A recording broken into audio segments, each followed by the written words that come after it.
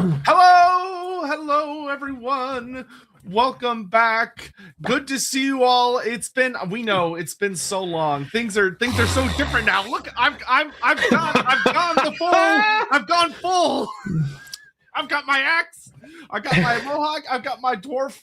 I got my rune ring on. I don't know if you do. Look at that. There we go. I got my rune ring. I'm all souped up, man. I'm all souped up. You are. You're looking so much cooler than I am. I've just got cat ears, which is just not quite Duardin-y enough to really. It's Bashiva. Yeah, it's Bashiva. Hey. Tiger yeah. warrior, right? I'm still locked in on Bashiva in our last stream, which feels like it was 9 years ago when we were talking about all the goodness that's coming to Total War. So I'm just happy that we're back together doing shit again, because it feels like it's been forever. Now, my side, there's been a variety of family stuff and, rather annoyingly, stroke brilliantly, studio building. And the studio building over there is pretty much almost finished now, but it did mean that I was without power in this office where I do all my streaming from for almost a week. Man, it's been weird. That's a long time. How was like working on projects?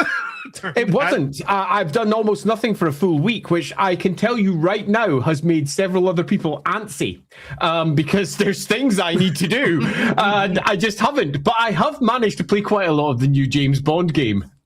Well, that's good. Hopefully the game's been good at least. Yeah, it has. I'm enjoying it much more than I expected. It's a lovely combination between, say, Uncharted and Hitman, which is not a combo I would normally expect. It's good. That's a weird combo. Yeah, quite enjoying it. Not a bad combo, but it's a weird combo. Yeah. I'm really quite enjoying it. So, yeah. Anyway, that all aside, I've got to get James Bond out of my head because we've got Duardin-y goodness to dive into. Some of which I'm sure we're going to have opinions on. Because some of them, some of the choices are definitely worth having opinions on, I think. But I think that we're not going to go over the old notes yet again as we dive into our Age of Sigmar goodies, where we're going to say Age of Sigmar XYZ. It's not about Age of Sigmar. This time it's just about the Duardin and what they've done with the Duardin, which, if you don't know, is obviously the dwarfs. And I have quite a number of opinions. Legalese dwarf.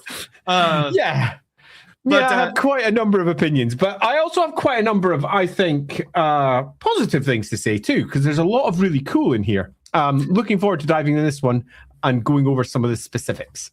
Yeah, I would say I'm overall on a similar thing. Also, let us know, for those of y'all watching, if the audio sounds good and stuff, because StreamYard did do updates to the mics. So just did they? Be aware of that. So like mine's running on auto again, which I think will work out okay. But let me just check what my one's running on. Might sound fine. Brilliant. Thank you. Great. For anyone that's curious, I do have a very nice pair of Bluetooth headphones that I was going to do with this, and I spent 2 hours this morning after getting my hair all set up trying to get this shit to work, and it just doesn't. I could not get my stupid headphones to I might move my mic away. Does that help? Yeah, there you go.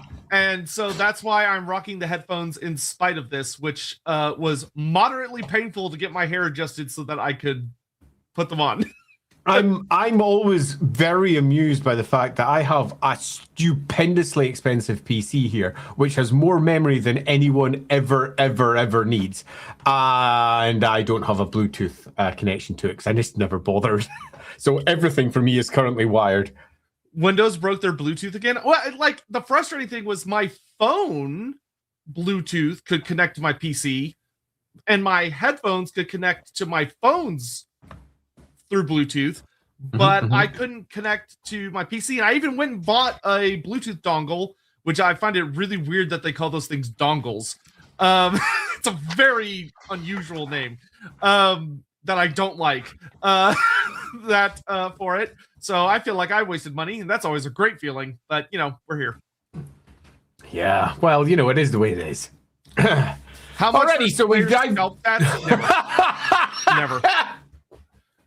I mean, how much do you have elemental exposure? I'm sure you'd be willing to give it a go for enough. That's true. If someone came to me and was like, "Here's literally $1 million," I'd be like, "Yeah."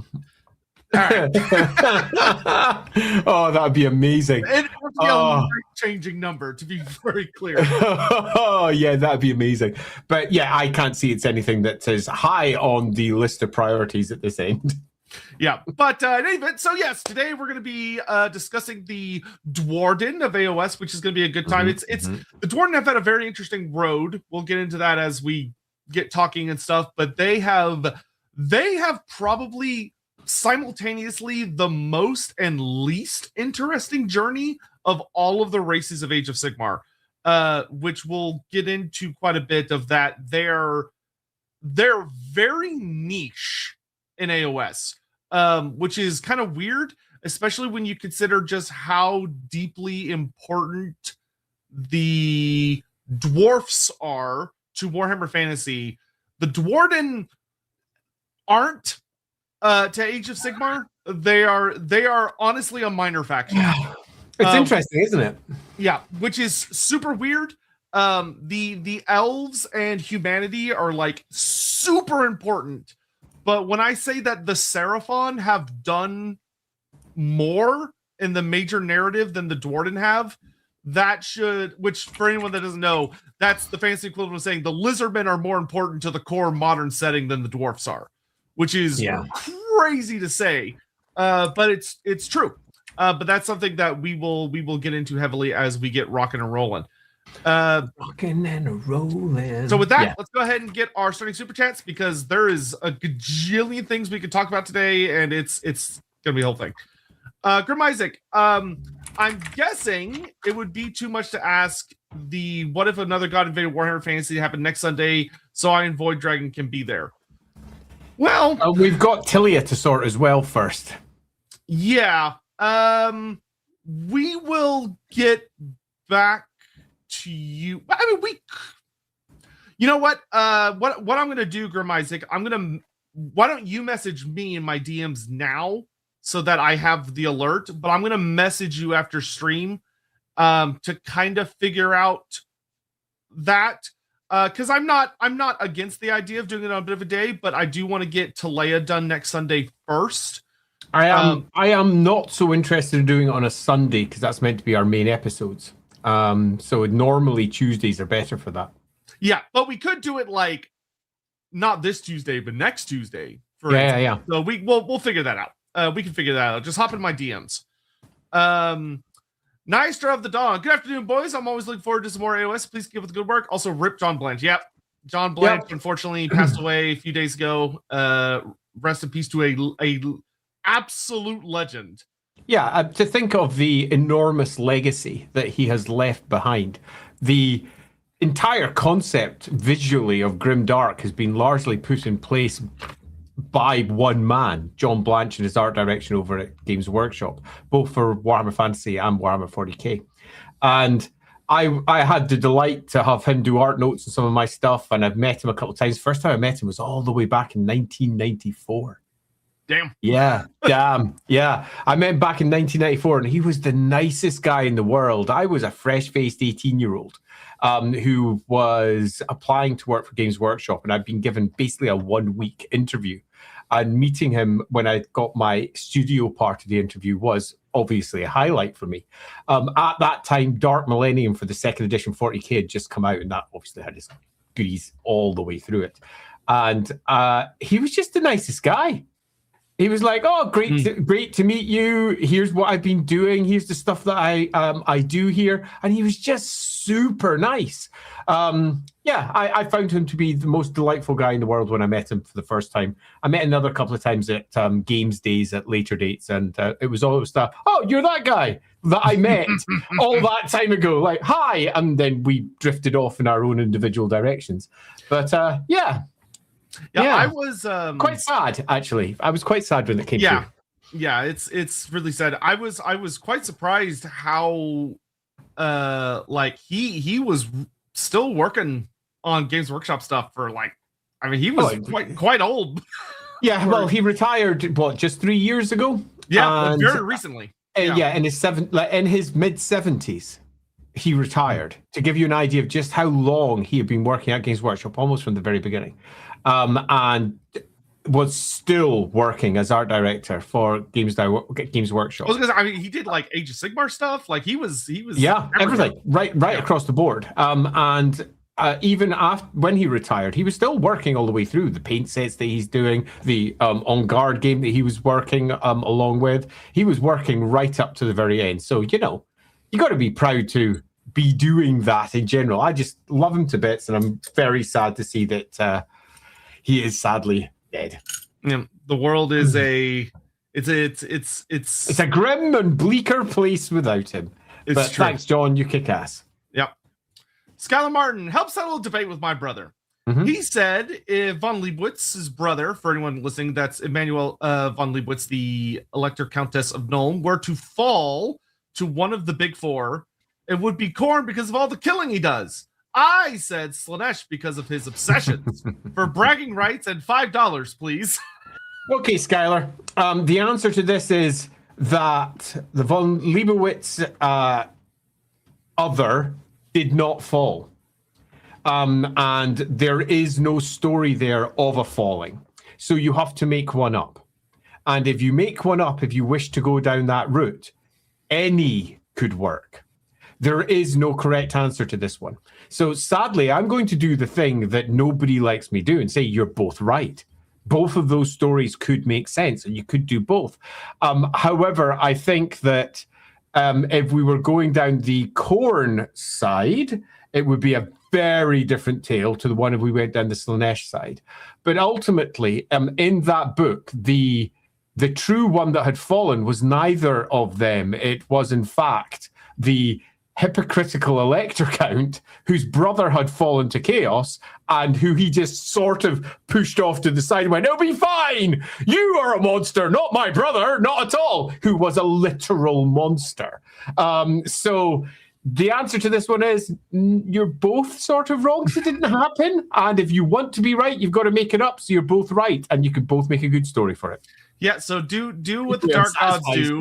Do what the Dark Gods do, and either settle it with a coin flip, or y'all take your $5 and go split like a single bag of candy. I am really sorry that I just basically went meh.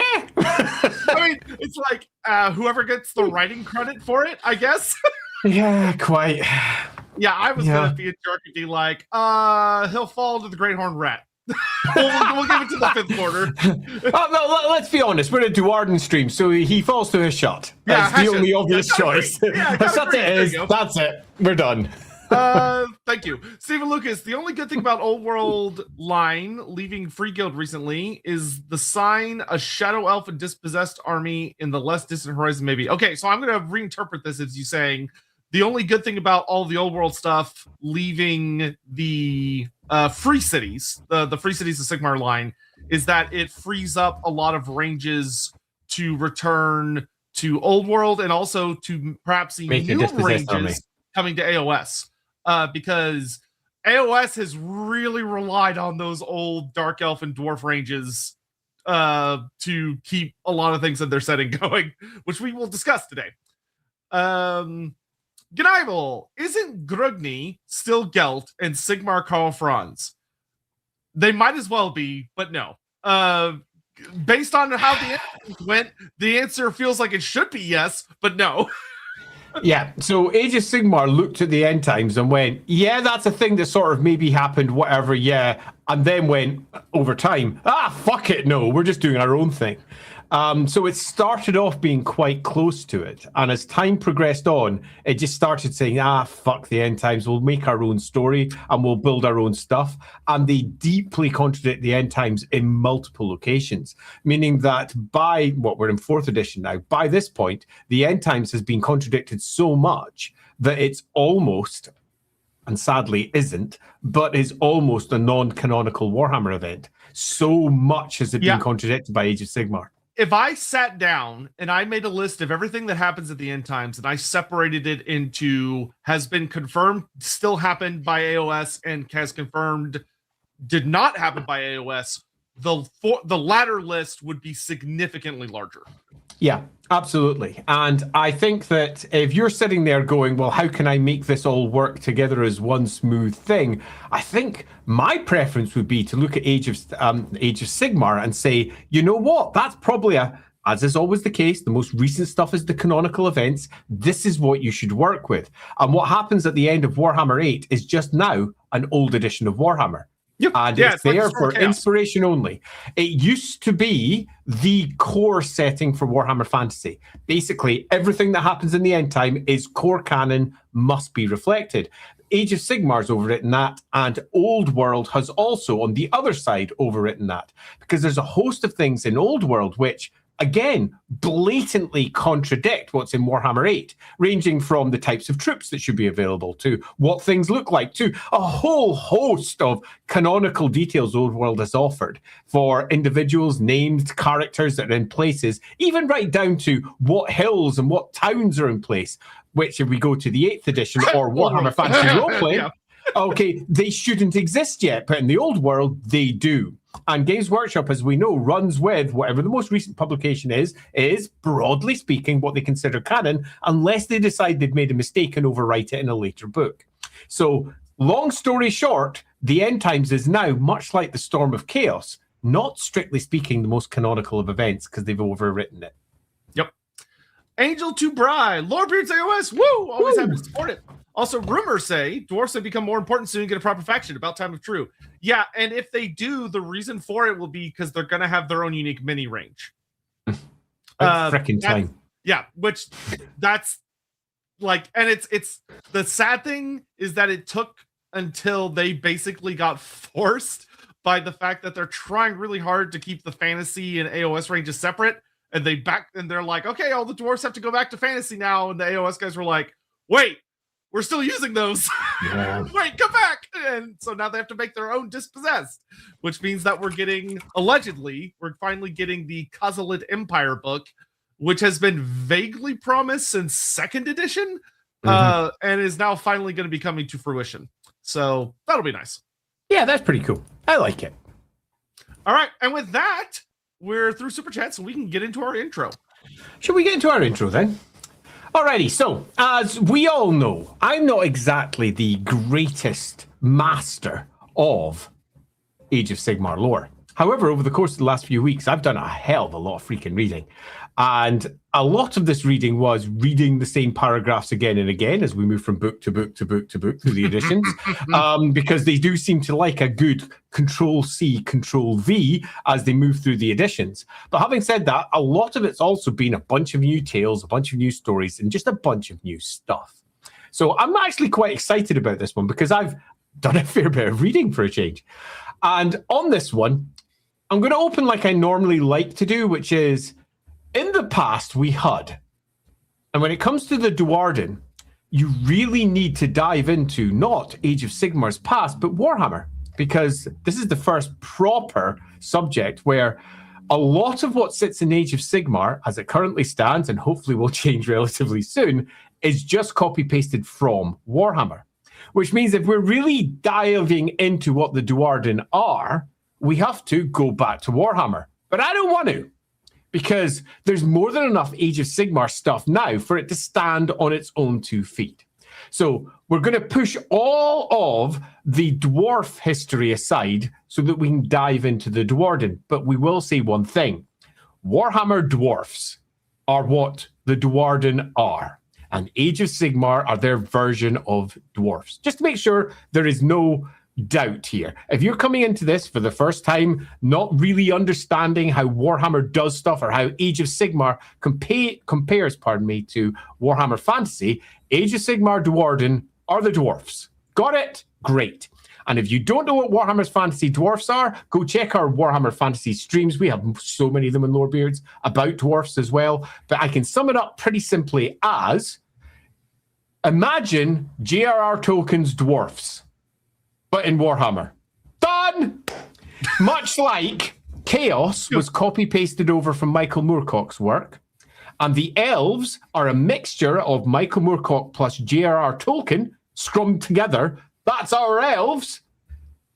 When it comes to the dwarfs, it's basically just J.R.R. Tolkien's dwarfs slapped into a slightly different setting, given a different backstory, a different set of gods, and then made, if anything, a heavier set of stereotypes than you find in Lord of the Rings et al. That'll do. And that's what we're going to Control-C with, and Control-V, and copy-paste into Age of Sigmar.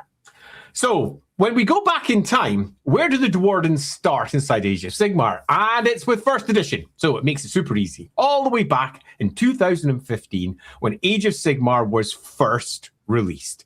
And they had that nice build-up, all the end times malarkey was in the past, and everybody was sitting there going, okay, what can I do with all my miniatures?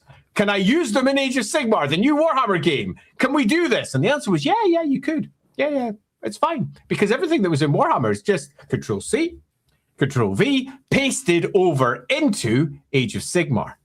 And the Duardin were given a couple of cool little extra little tales that were largely their own. Ooh, Fire Slayers.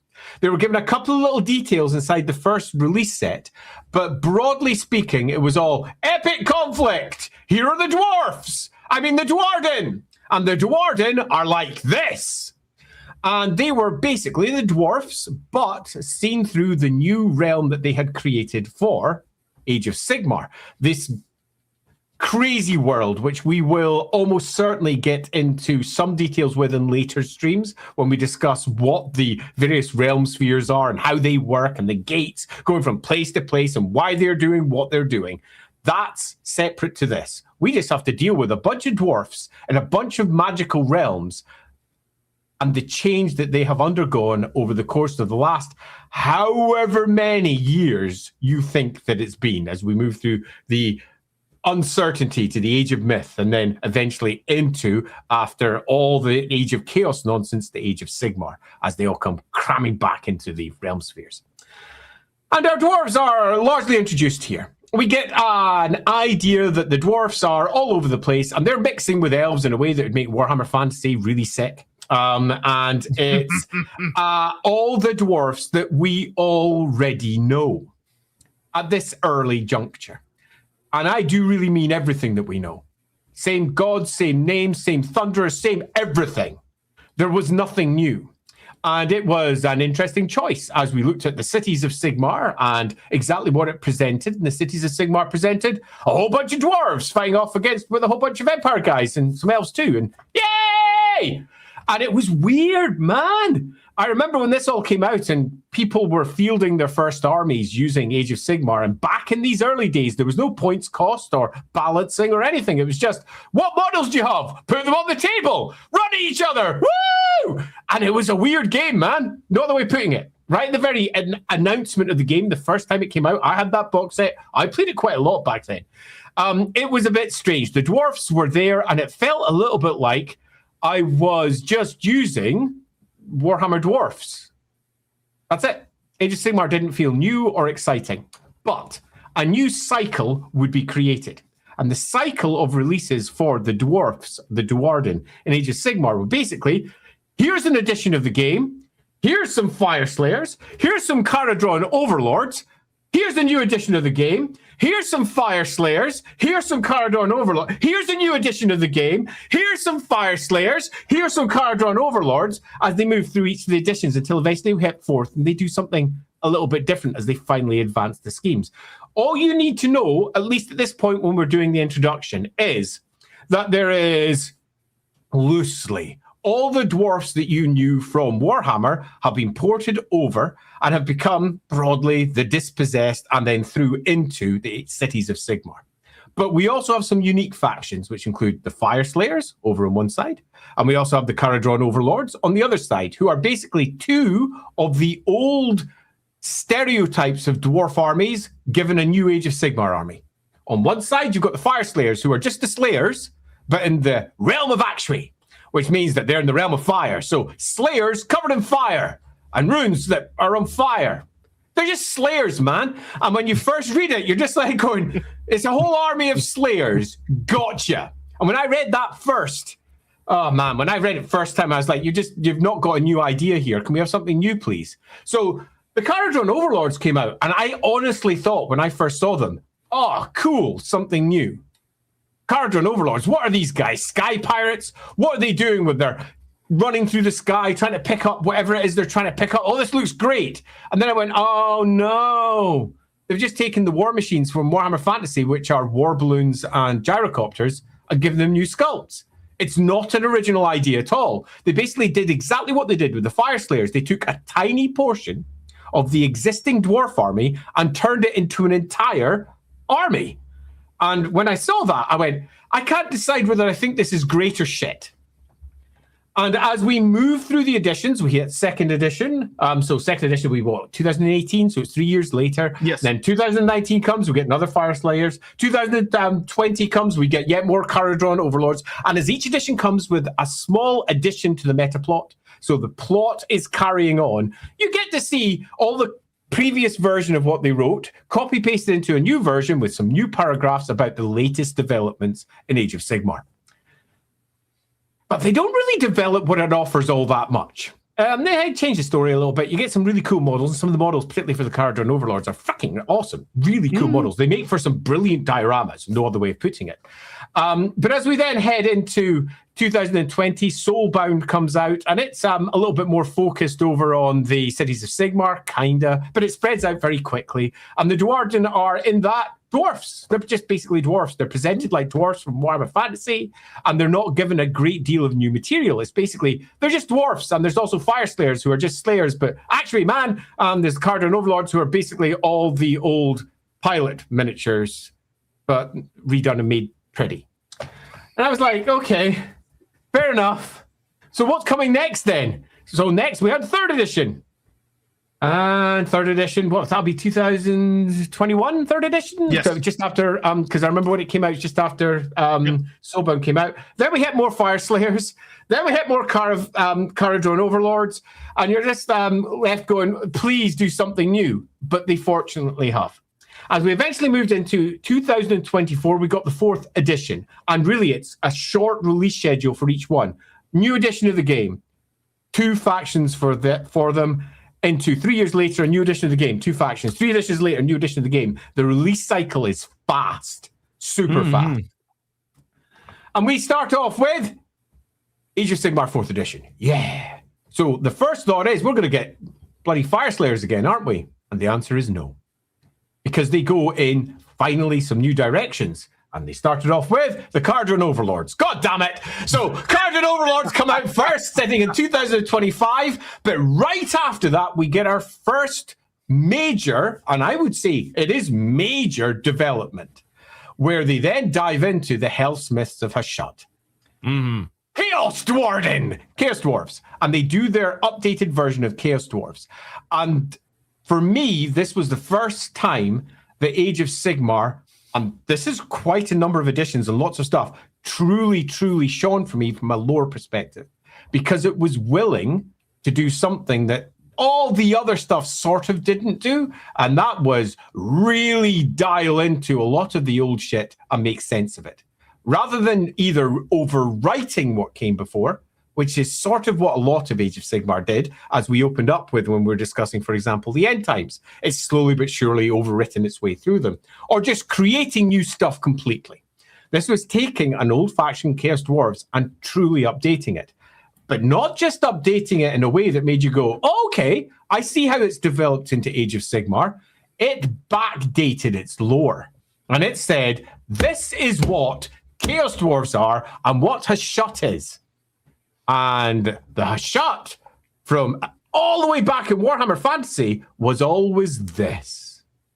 And that, from our perspective, was particularly awesome because we'd already predicted what it could be, and it was exactly what they wrote in the book, and that was bloody marvelous. But we got ourselves an entirely new faction, and then they dive into the Cities of Sigmar, which has a bunch of Duardin in there too. But that's sort of it.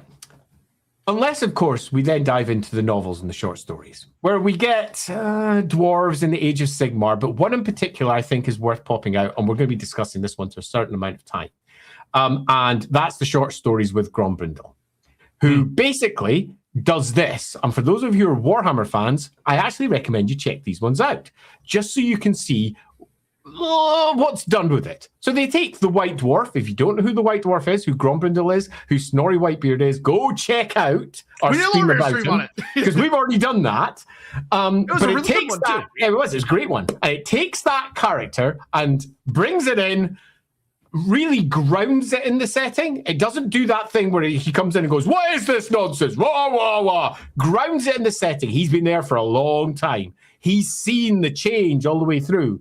And then had some pretty strong opinions about all the different types of dwarves that he meets. And you get an opportunity to see it all through his eyes, all of the developments through his eyes. And as a Warhammer Fantasy fan, it's kind of cool. There's some cool stuff in there. It's fun.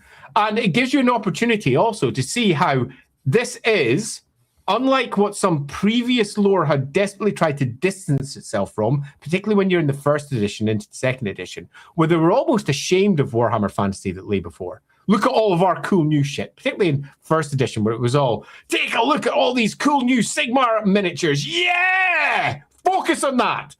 Ignore all the Warhammer shit. Focus on that. Look, if you're a Warhammer fan, we've got you covered, but look at this cool new shit. It's kind of gone past that, and it's instead said, Warhammer Fantasy rocks. We all love Warhammer Fantasy. And Age of Sigmar is a part of Warhammer Fantasy. And the short stories here show how it's a part of Warhammer Fantasy. And it's one big tapestry that has a beginning all the way back with Warhammer 1. Because that's where the dwarves began. Back in the first edition of Warhammer.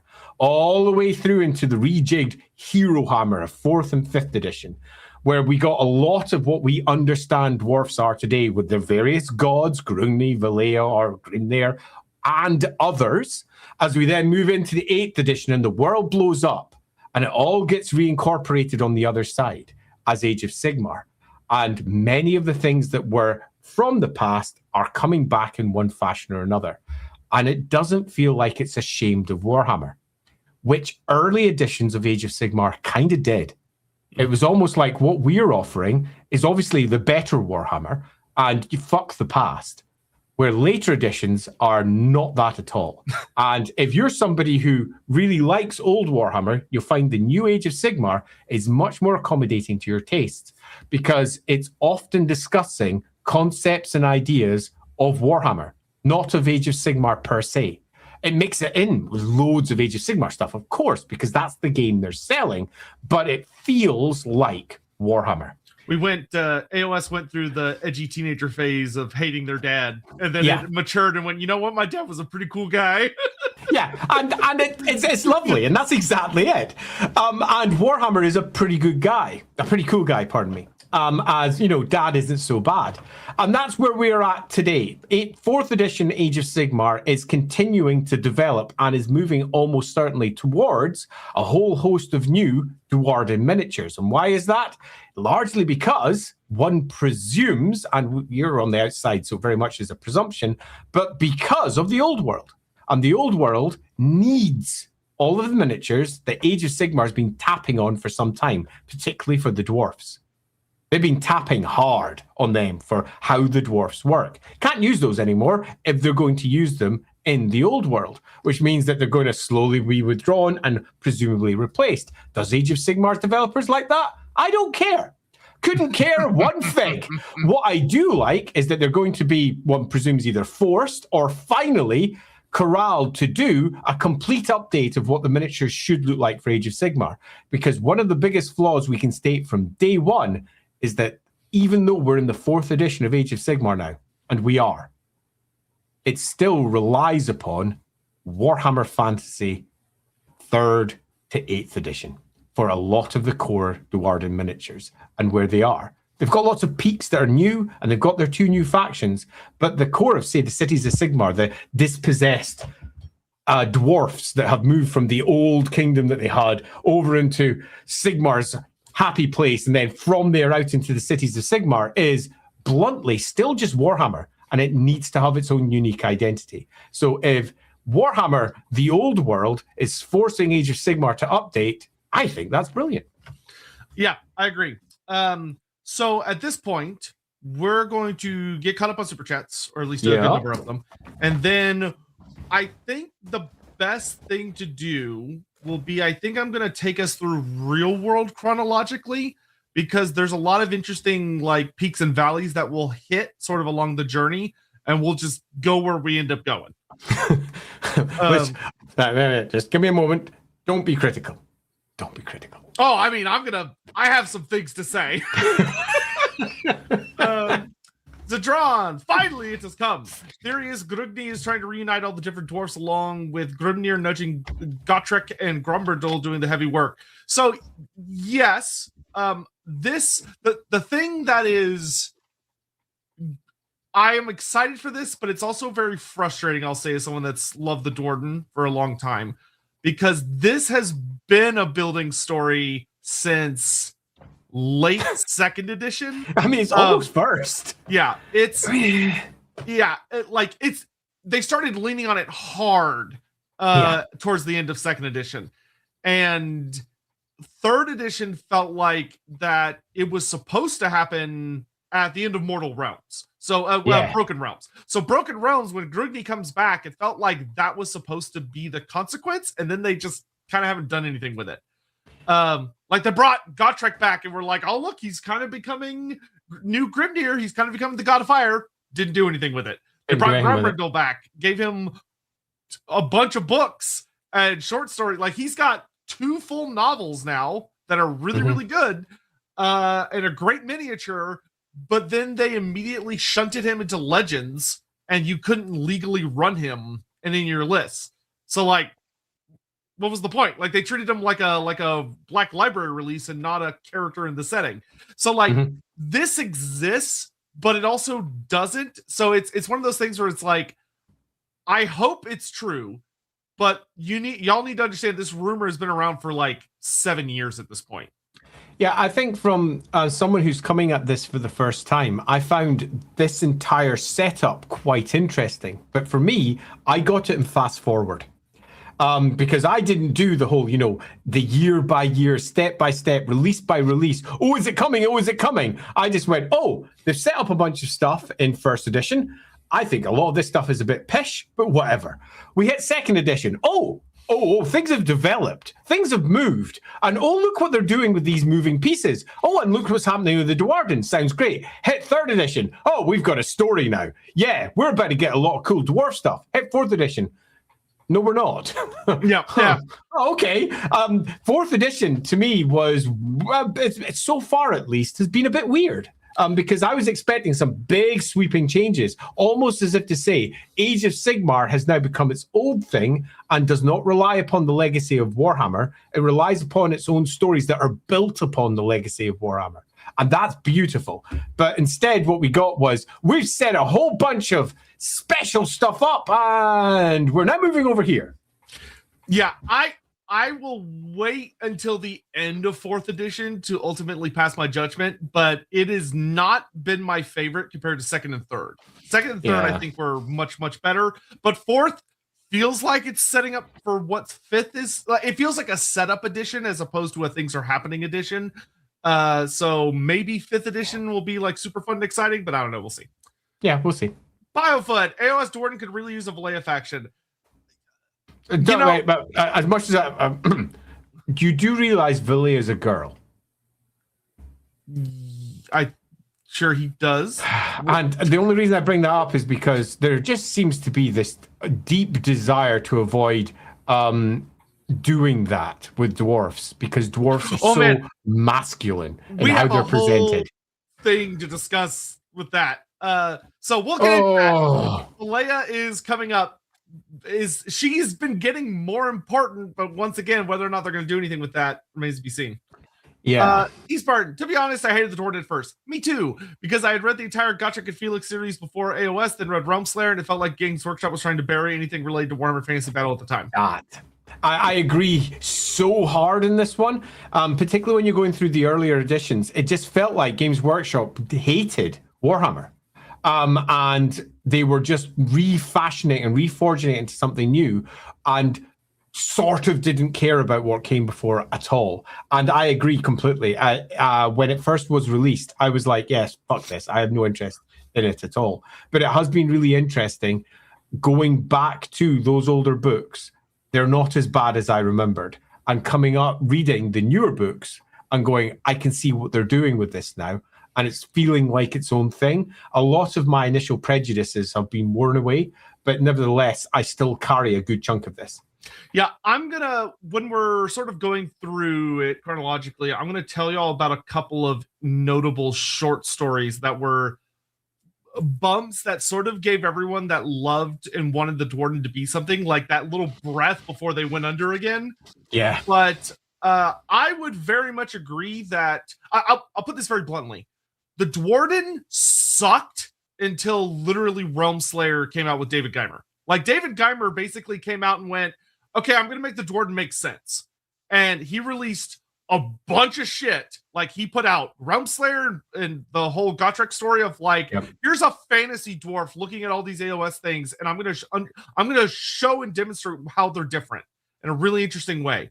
And then GW went, wow, people really like that, David. Can you make a Grombrindal series? And he went, yep. And he made a 6-part short story series for Grombrindal, which people fucking loved because it was Grombrindal going, I am leading my people to be an actual species with unique gimmicks instead of just lazy dwarfs.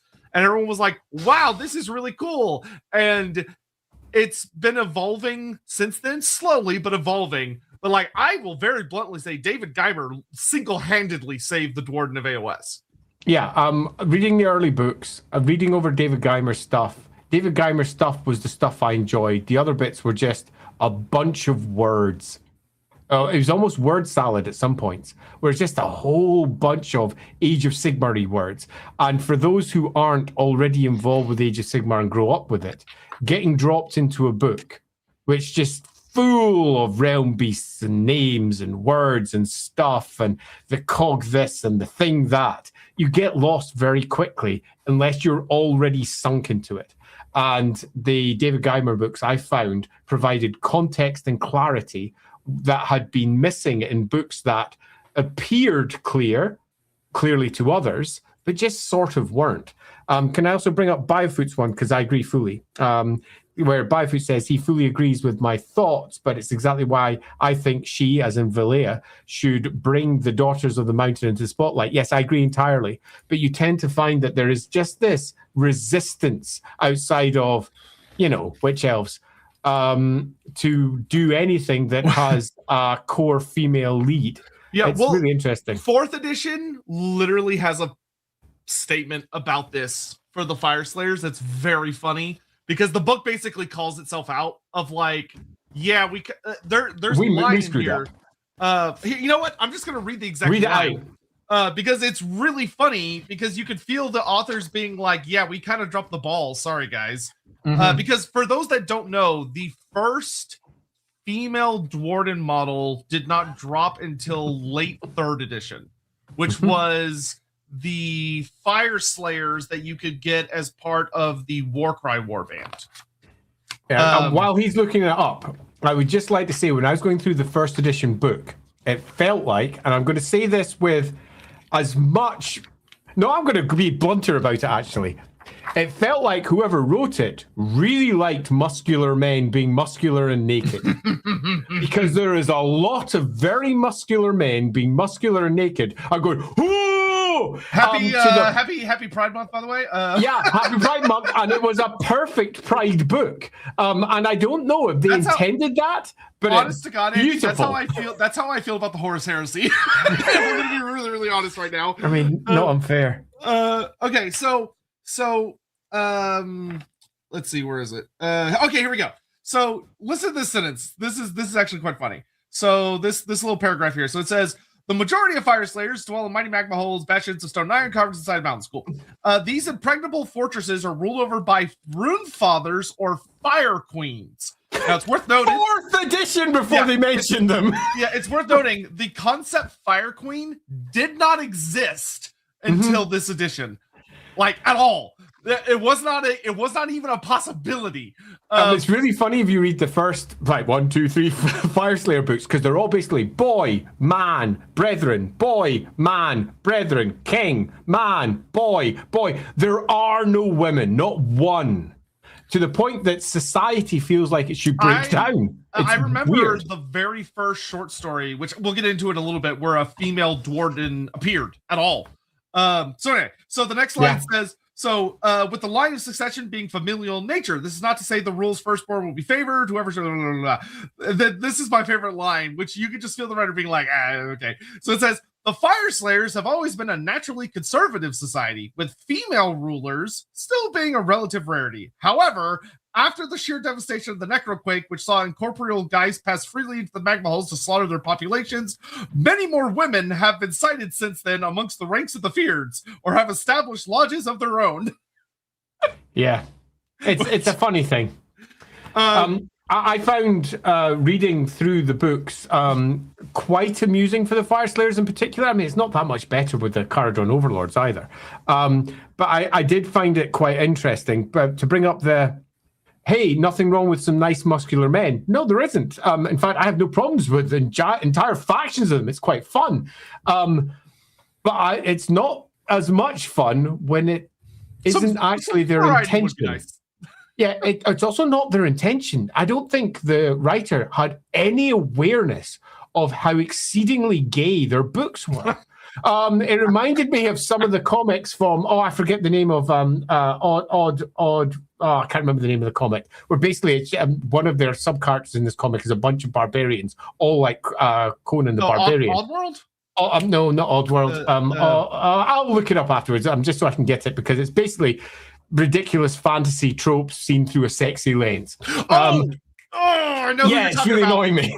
Fuck! It just left my brain the second I realized. Someone must know in the comments. Anyway, but they've got their barbarian characters in that who are basically all gigantically gay, and they have sex with each other and make male babies, and they're just all gay, and it just reminded me of that.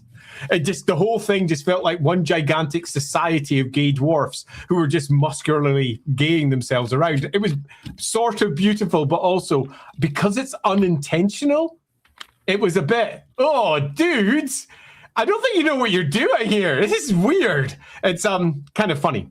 Accidental homoerotic. Yes. Oglath, thank you. Oglath.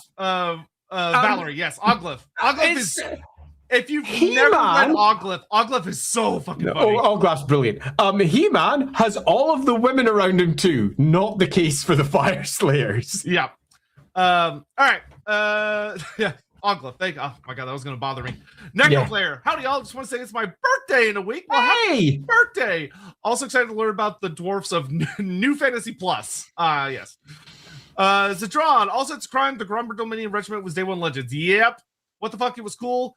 Yeah, and also, when Grumberdo came out, the White Dwarf article that gave him rules also gave you a unique hybrid army where you could run all the dwarves. You could run a full Duardin army, and it was fucking awesome, but it's Legends, so you couldn't actually... Games Workshop has this really bad tendency where they're like, well, we could release Legends content, which is illegal to play in most official settings, but, like, it's fun, right? And it's like, guys... We don't need that shit. If I wanted to just make fun, stupid shit, I'd make it up at home and homebrew it. I don't need you to homebrew for me. Anyway, we'll get into that. Joe Numbers, good morning from work. Who let a Slayer on in here? That's what happens, man. That's what happens. I'll miss Ryan his job taken by a Fire Slayer. The economy's rough out there. It's bad. It's rough times. Bane, I do love how the concept of the Caradhran Overlord's extreme capitalism feels very natural as an evolution of what dwarfs and fantasy could be if a long time passed. What is an oath if not a contract? I agree. We'll get into this. I agree too. My only counterpoint, and it's not a strong one, but we do like our counterpoints, is that it's just a dwarf from fantasy stereotype.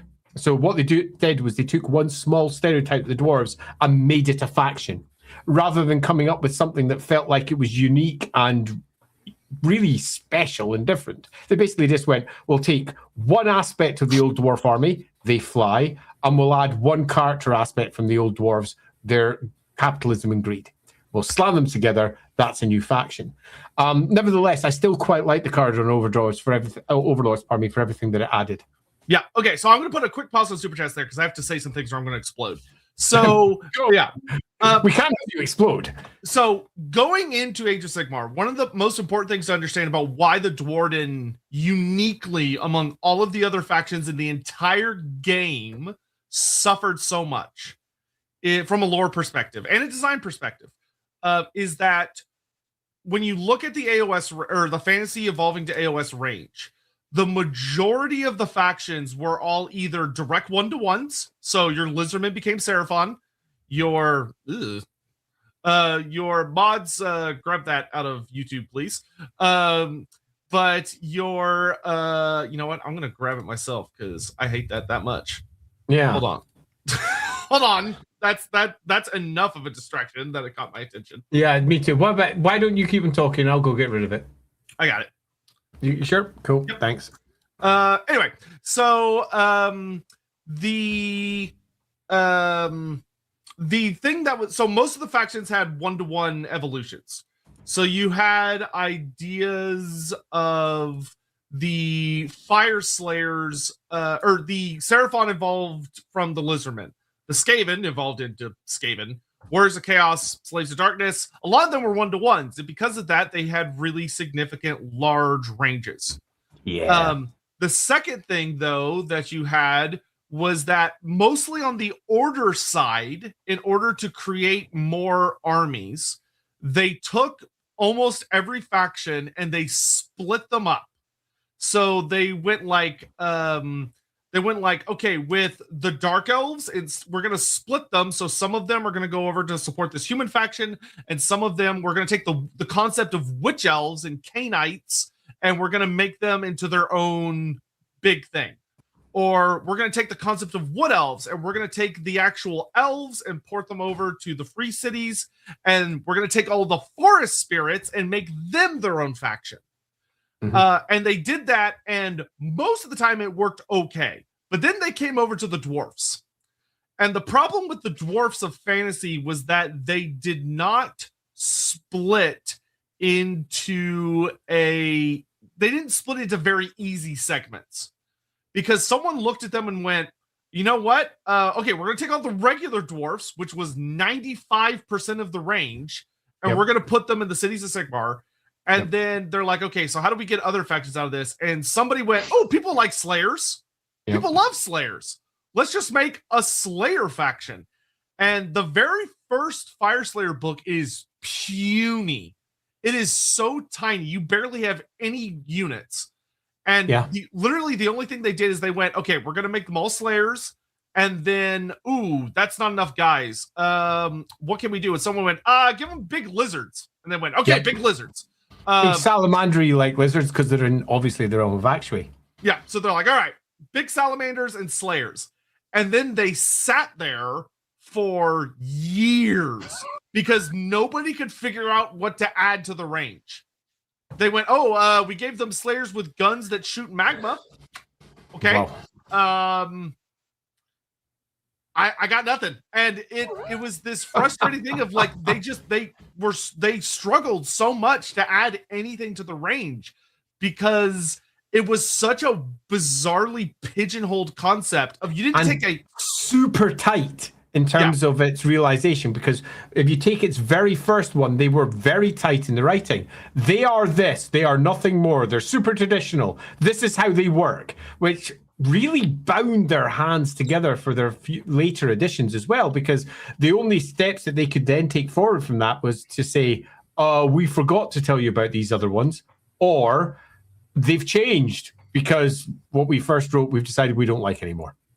Yeah. And the Caradron Overlords were very similar, where they took so if they took 1% of the dwarfs to make the Fire Slayers, they took 4% to make the Caradron Overlords, where they went, dwarf copter, dwarf gun, balloons. Let's go steampunk. Let's go full steampunk.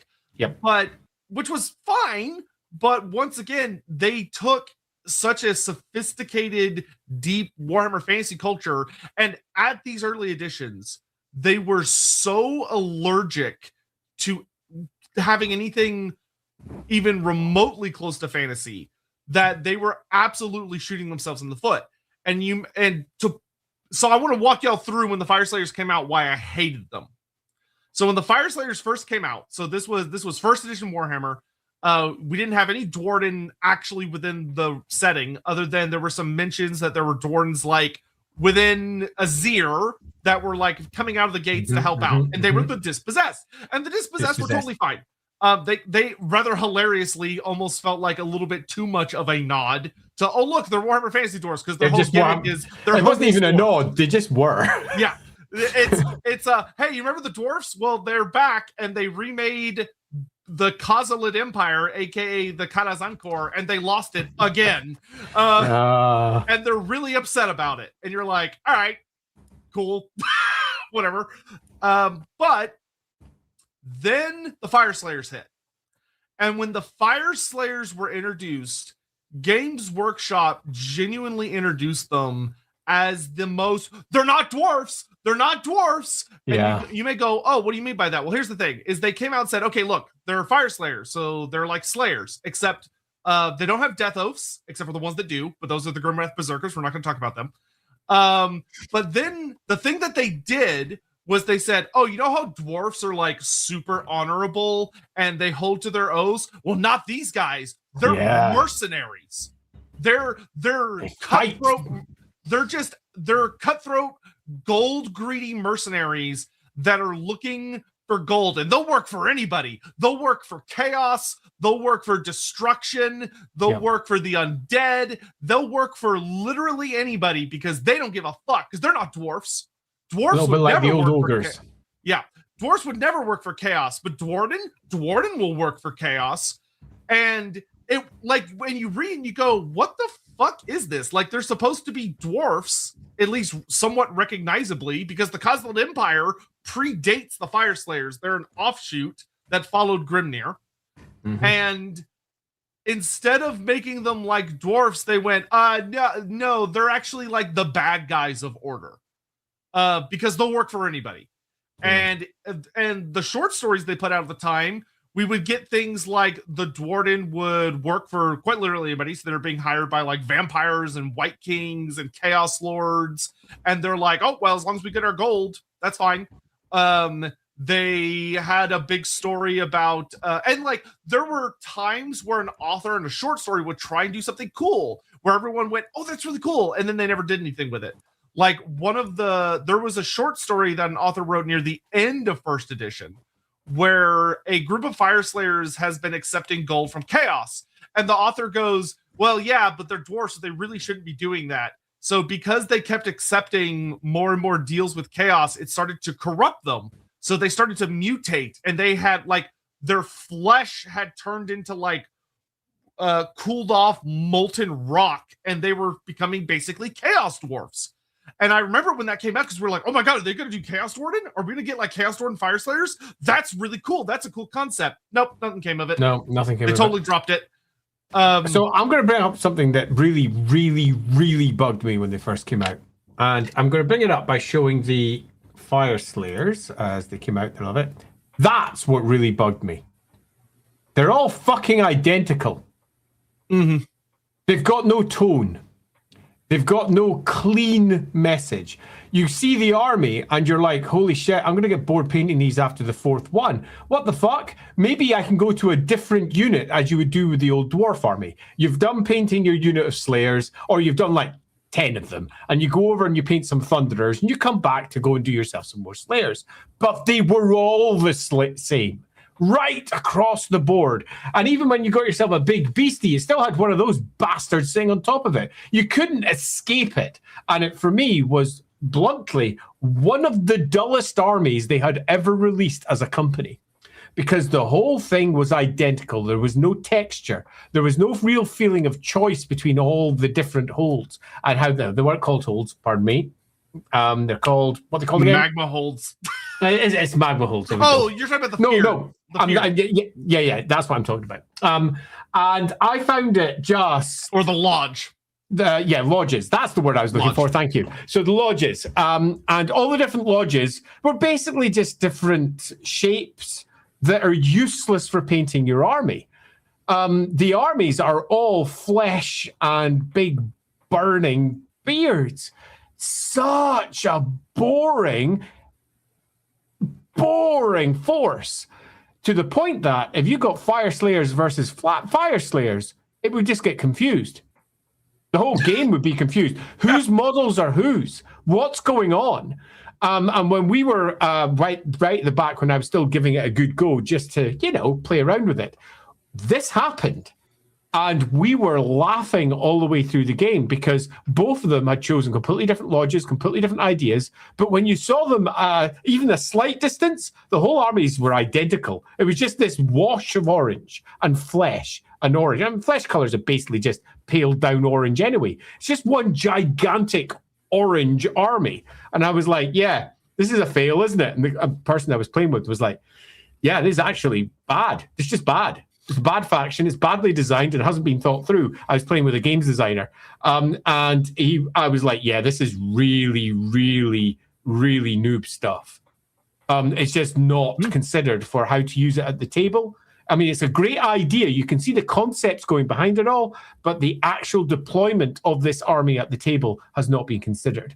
But, we're not here for just the game side. We're not really there for that at all. It's the lore, but I found the actual deployment of the game part of it really bad, which was one of the reasons why there was such heavy antipathy from the various people I was playing with at the time, because not only was it blowing up Warhammer and that caused issues, but the new game, when it came in, it showed a complete dearth of cool new ideas and a absolute dearth of consideration for how it would actually be played. Yeah. So from here, I'm going to go ahead and get all my bitching out of the way, so then I can take more of a positive meaning for the rest of the stream. Yeah. So the last bitchy thing I'm going to say, and then I'm going to do some more super chats, and then I'm going to start talking about how the Duardin have evolved into something I actually really, really like now. So Fire Slayers, we talked about, they hit mercenaries. Super obnoxious. They don't feel dwarf at all. They just look like dwarfs. They talk like dwarfs. They fight like dwarfs because they have really slow movement speed, I guess. And they're very combat heavy, but they've got these big monsters, which is kind of weird. But they kind of explain it. It's like, oh, okay, that's kind of cool, I guess. But the mercenary angle felt like garbage. It did. It sucked. Yeah. I had a lot of friends, and I myself, we had a lot of people that were like, we love dwarfs. Here's our first ever look at what an AoS dwarf is. And everybody hated it. Like, anybody that liked dwarfs looked at it and went, where's the armor? Where's the guns? Where's the royalty? Where's the oaths? Where's the honor? Where is what everything that makes a dwarf here? And it was because it felt like GW had deliberately designed a faction to be as anti-dwarf as humanly possible. Yeah. Well, simultaneously drawing, I mean, it did draw upon a good chunk of dwarfiness, kind of. They were still under their mountains, and they were still forging, and there were still anvils, and there were still bits and pieces. But there was obviously, particularly at the beginning, a strong desire to make them anti-dwarf. Yeah. So then the Caradron Overlords hit. And initially, unfortunately, it was the same thing where we all went, oh, more Caradron, finally a new type of Duardin. What are the Caradron going to be like? And Games Workshop walked out, and this was at the very end of first edition. So this was after the Romegate War wrapped up, but before second edition started. The Caradron Overlords were discovered, essentially. And they came out and went, hey, guess what, guys? They're dwarfs, but mercenaries. Except for these ones are uber capitalists. And everyone went, what? But you already did that. Except for, they're like, no. The Fire Slayers are religious fanatic mercenaries because they're only willing to work for gold that they think their god is it. The Caradron Overlord are even shittier people because they're actually just capitalists. And I remember, I will never forget, I had a very dear friend, I'm not going to name him, but I had a very dear friend who was trying to recover from the whiplash of fantasy blowing up and wanted to get into AoS. And he looked at both of these armies and he went, I'm done. I can't, I'm done. And like, did they look cool? Yes. Yeah. Did they feel like dwarfs? No. Yeah, I really, when I first saw the card on Overlords, I was like, yeah, okay, we're doing something different. Cool. When I read them, I was like, oh, okay, fair enough.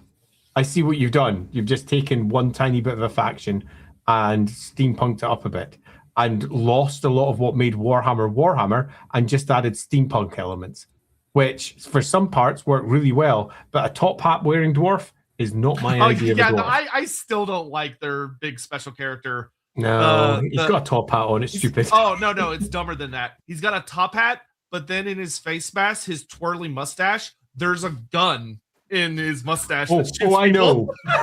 I read that and I was like, okay. Yeah, what's his name? Magni or Magnar? Yeah, I still don't like him. I just hate his mini. His mini is so dumb. I just can't vibe with it. He's Monopoly Man with a balloon, and I can't. The top hat is too much. The top hat's too much. But anyway, so I'm about to get into super chats, but I know it sounds like I'm just getting crazy right now, but I just want to. I'm getting the negatives out of the way first.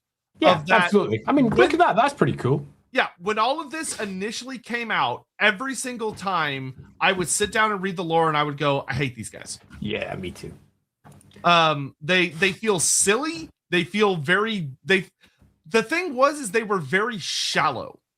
Yeah. Both of them were incredibly shallow factions where it felt like they didn't really stand for much. They didn't really feel like they were survivalists, which was a reasonable explanation for like the whole mercenary thing, is that they had survived the Age of Chaos. They had survived out there for 500 years and had to rely on less than great means to survive that era. So it was reasonable, but at the time, the writing didn't do a good job of making it feel like that these were intense PTSD factions, because that wasn't the angle they took. The angle, when you read the first edition books, they would just scream in your face, these are nothing like dwarfs. Other dwarfs don't like them. The Ironweld Arsenal and the Dispossessed hate these guys because they feel like there's nothing dwarfen about them, and they violate what it is to be dwarfs. Isn't that cool? And as someone that loved Warhammer Fantasy, my response was no. But then they evolved, and we'll get into that. But I want to get caught up on more Super Chat stuff. Super Chat. To be clear, I love these guys now. Like, I genuinely love all the AoS factions. I still very much feel like the Fire Slayers and the Caradron are overly pigeonholed, which is why their ranges are so small. And uninspiring. Although, I won't say that. I'll say that for the Fire Slayers, but not for the Caradron Overlords. Yeah, it's like I adore them, but like even if you collect them, you don't have a lot of kits to pick from. Like they're very condensed ranges, which can make playing them pretty difficult. If you're trying to have like lots of different options for list building compared to like literally every other range in the setting. Parmesia, AoS should be like an upgraded version of Fantasy instead of just, hey, look at the same X but in better shaped model. Like I need to see some Transformers type Slayers, like cut their hands and put mechanic weapons instead of fancier Slayers. So, okay, here's what I'll say to this. The Fire Slayers, my problem with them, in my opinion, was that they didn't get weird enough at the onset. If you want to have a Slayerish leaning faction, but they're all about fire, let them be on fire. Let them have like crazy elemental shit. Let them have more magma droth, like lean more into the salamander aspects. You have a lot of which I'll talk about their lore more after this little chunk of the super chats. But the problem I had with the Fire Slayers, and I think that their range still suffers from a little bit, is that the core identity of the faction is the Warhammer Fantasy Slayer.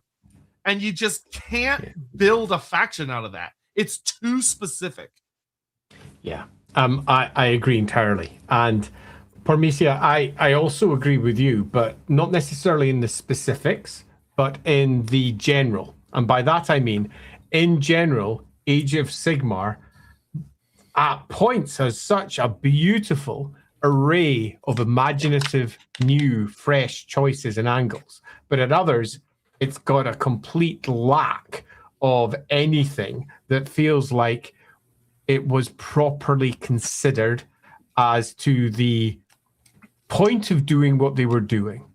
And the Slayers, the Fire Slayers, are just, at least at the outset, bad.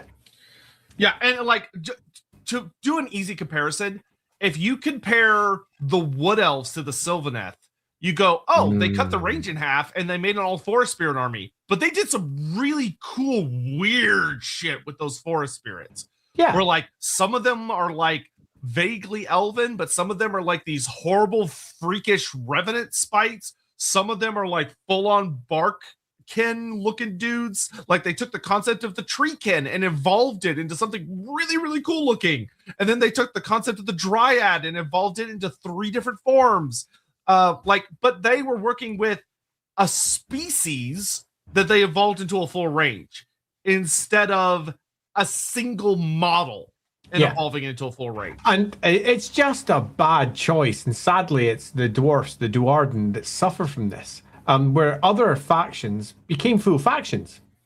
Yeah. And then it's simply, they became full factions. The Duardin were hacked up with the tiniest of little hacks on the edge. And they're like, here's this bit, and all the rest goes over here. I still don't understand. All the rest is often just better.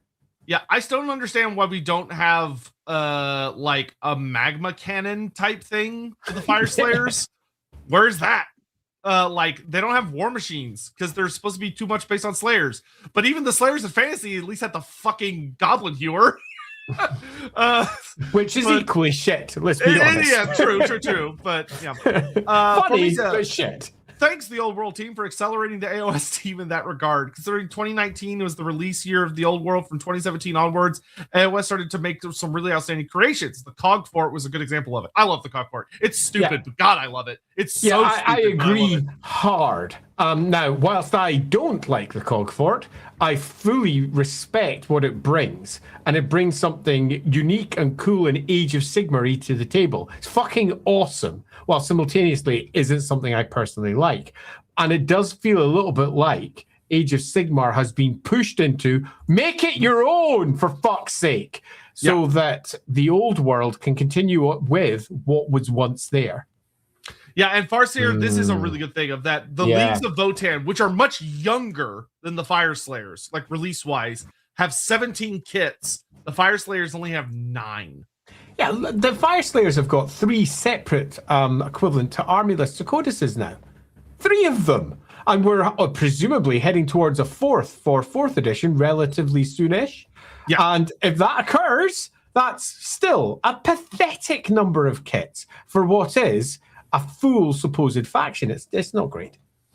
Yeah. Parmesia still think AoS needs to work a lot in order to feel free from fantasy completely. There's still so many things found in the old world. And it's okay for there to be things that tie them together because it is a direct descendant. But like, you want there to be a full breathing room of identity, and there are some places, like, I feel like the Caratron Overlords have actually moved into a pretty nice place these days. Yeah, I think it's pretty cool. Good now. Fire Slayers still feel a bit underdeveloped. Quite a bit underdeveloped. I would argue. I'll push further in the Fire Slayers, but pull off on the Overlords, because they are definitely becoming their own thing now. They feel different. They look unique and interesting. I have no issues at all with reflections of Warhammer Fantasy coming into Age of Sigmar. It makes it more attractive in many respects, depending upon how well it's done. I do, however, have an issue of copy-pasting models from the old lore into the new one and saying these have existed for 1,000 years, because it doesn't make sense at all. There has been no development in the slightest from ancient models and still using them. Weird. I don't like that at all. Yeah. Parmesia, by the way, good here, Sotek. Thanks. Fulfill the ancestors' duties, cleanse your guilt, and sacrifice yourself for the Dawi. That's trust me, I've been getting used to shaving the sides of my head. It's still weird. It's a very weird feeling, but it's going. Zedron, look, I need more muscular dwarf ladies being muscular bear. This is definitely not author barely disguised fetish at all. And I completely agree with Zedron, and without any disguised fetish, honest. Well, and it was funny when we finally got the female Fire Slayer models. They're kick ass from the Lofnir Monster Hunter squad. Like, they're super cool minis. But unfortunately, the Fire Slayers haven't had a mini release since then, and that was like 3 years ago. So that would have been in about 22, just at the end of 22, so almost 4 years ago now. Yeah, about 4. Yeah, or was it 23? The Warcry Warband is pretty old now. Yeah. So, Gnivel, Fire Slayers are topical with the He-Man film out. They do feel that way. Yeah, but they need if they want to go campy, go crazy. Yeah. Like, it's okay. We just need more. Unintended Gay is the funniest game. We love Frodo X Sam. Mr. Frodo, sir, I'll carry you. Share the load. Girl Arcana. Fun thing I wanted to share. My dad uses Warhammer models as decoration. Cool. He put Lizardman stuff in with our reptiles and a palanquin with our frogs, so he can be a little slot-made space. That's delicious. That's excellent. Sweet, I love that so much. Those are very expensive decorations for your place, but that's great. Goblin Hewer shit. See those gavos? No, you don't. So, all right, getting back to the actual evolution of the Duardin as we work our way through. So, first edition, there were glimpses of good moments. Like, I still remember that in there are 3 stories I want to call out in first edition where it was like, oh, the Duardin are kind of fun, but they were all just blink and you'll miss it moments. Which the first I already talked about was that we got a really cool short story showing like Chaos Fire Slayers, where because they had accepted so many deals and bargains with Chaos, they were being corrupted by it. But that story was basically completely dropped, and I we'll say like soft retconned in that nothing like that happens anymore. A lot from first edition has that though. Yeah, and we'll talk about that as we go on. Another story that they picked up, which still has echoes into the modern lore writing, though it is switched weirdly from Morgrim to Valea, is the first time I actually got to see Dispossessed. Oh, actually, no, that was second edition. So I'm going to wait on that one because that was second edition.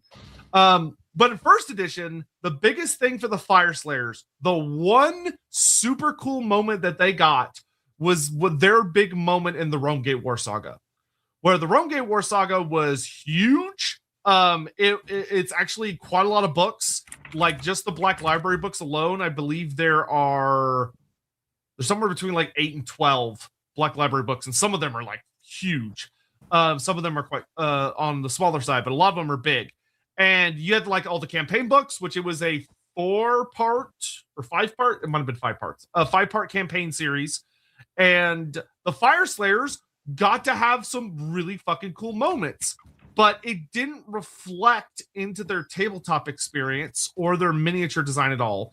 Where like we had this whole thing where the Fire Slayers, there was a God Beast introduced, which God Beast we've talked a little bit about in the past, but they're basically creatures that are so big and strong and primordial that they are often the ancestor or near oldest ancestor of a species. So you can think of like Krakenrock the Black from fantasy is kind of like a god beast of the dragon ogres, for instance. And there was a god beast introduced called Ignax, the Solar Drake. And Ignax was a dragon that is she's so big and scary, and she gives off so much heat that when she's all curled up into a ball, it appears to be a second sun just hanging in the sky, just radiating heat. And the Fire Slayers captured her, bound her in chains, and basically chained her up in the sky as another sun. As she was the daughter of the big bad Volcatrix, which Volcatrix was a fairly fun, cool character. Of that, the Fire Slayers, being that, they kind of have that Slayer ancestry, their lore revolves very heavily around their relationship with the there you go, there's Volcatrix. Where fucking cool, that's what Volcatrix is. And one of the best bits of the initial fight, but again, it came from the core book rather than necessarily first Fire Slayers book, because it was all the way back in first edition. Some of the art for that was gorgeous. That's Grimnir there, facing off and about to get... Yeah, I wish this is what some of the Fire Slayers look like. I wish this was a type of Fire Slayer. And so what this art is depicting is that in the Age of Myth, we've gotten more information as the lores continue to evolve, but Grimnir and Grugni were found chained to a mountain, which we didn't find out why until the Hellsmith's book came out in 4th edition. But Sigmar frees them, and Grimnir, not wanting to owe a favor to Sigmar, does a whole thing of like, I don't want to owe you. Pick something for me to fight. Pick something for me to fight right now. And Sigmar's like, okay. And he picks out Volcatrix. So Volcatrix, you can kind of think of Volcatrix as if the realm of fire, the entire realm, which remember, these realms are much, much, much larger than planets. They're huge, like dozens of continents spanning megalith planes of existence, full of magic and other nonsense. If the realm of fire had a singular entity that represented it in scale and power, it was Volcatrix, the mother of salamanders. She was huge. And Sigmar said, I feel like, basically did the equivalent of, I feel like I can't build civilization and dominate Akshi so long as that thing is roaming around, so she needs to die. And Grimnir said, bet. And so Grimnir goes and fights Volcatrix, which I will say does tie in very well to Grimnir's lore of that there's a whole thing that we get explored later when the Duardin writing gets much, much better. If you go read the Grumberdal series, David Geimer explores this where Grugni, and Grumberdal sort of does a reflection on it, but Grugni begs Grimnir not to do it. Begs him not to do this because he knows he's going to die. Yep. And calls him selfish, and he's mad at him. And something that we see that I like, but once again doesn't get its true development until about 3rd edition, is that the big theme we learn about the Duardin gods that plays in super well to Hachette, who we'll talk about a little bit later, is that all of the Duardin gods, except for Hachette, abandoned their children. They utterly abandoned them. Yeah. Valea, of course, was devoured by Nagash, and she's missing. Grimnir goes to fight Volcatrix, and they have this titanic duel of god versus cosmic monster that shatters mountain ranges, explodes entire continents. It's ridiculous in scale. And the two of them are going at it until they kamikaze. They kill one another at the same time, and the violent volcanic eruption of power, a bomb goes off, basically. Yeah. And it says that Volcatrix's volcanic blood mixes with the godly essence of Grimnir, and basically, once again, this explosion is so big, it's not just contained to Akshi. It's like a volcano erupts that shoots out material out into space, functionally, and crashes into the other realms. So it would basically be like, imagine a big fight happened over on Mars, and there was such an explosion from that fight that fragments of that fight landed on Venus, Jupiter, Earth, like just all over the place. Yep.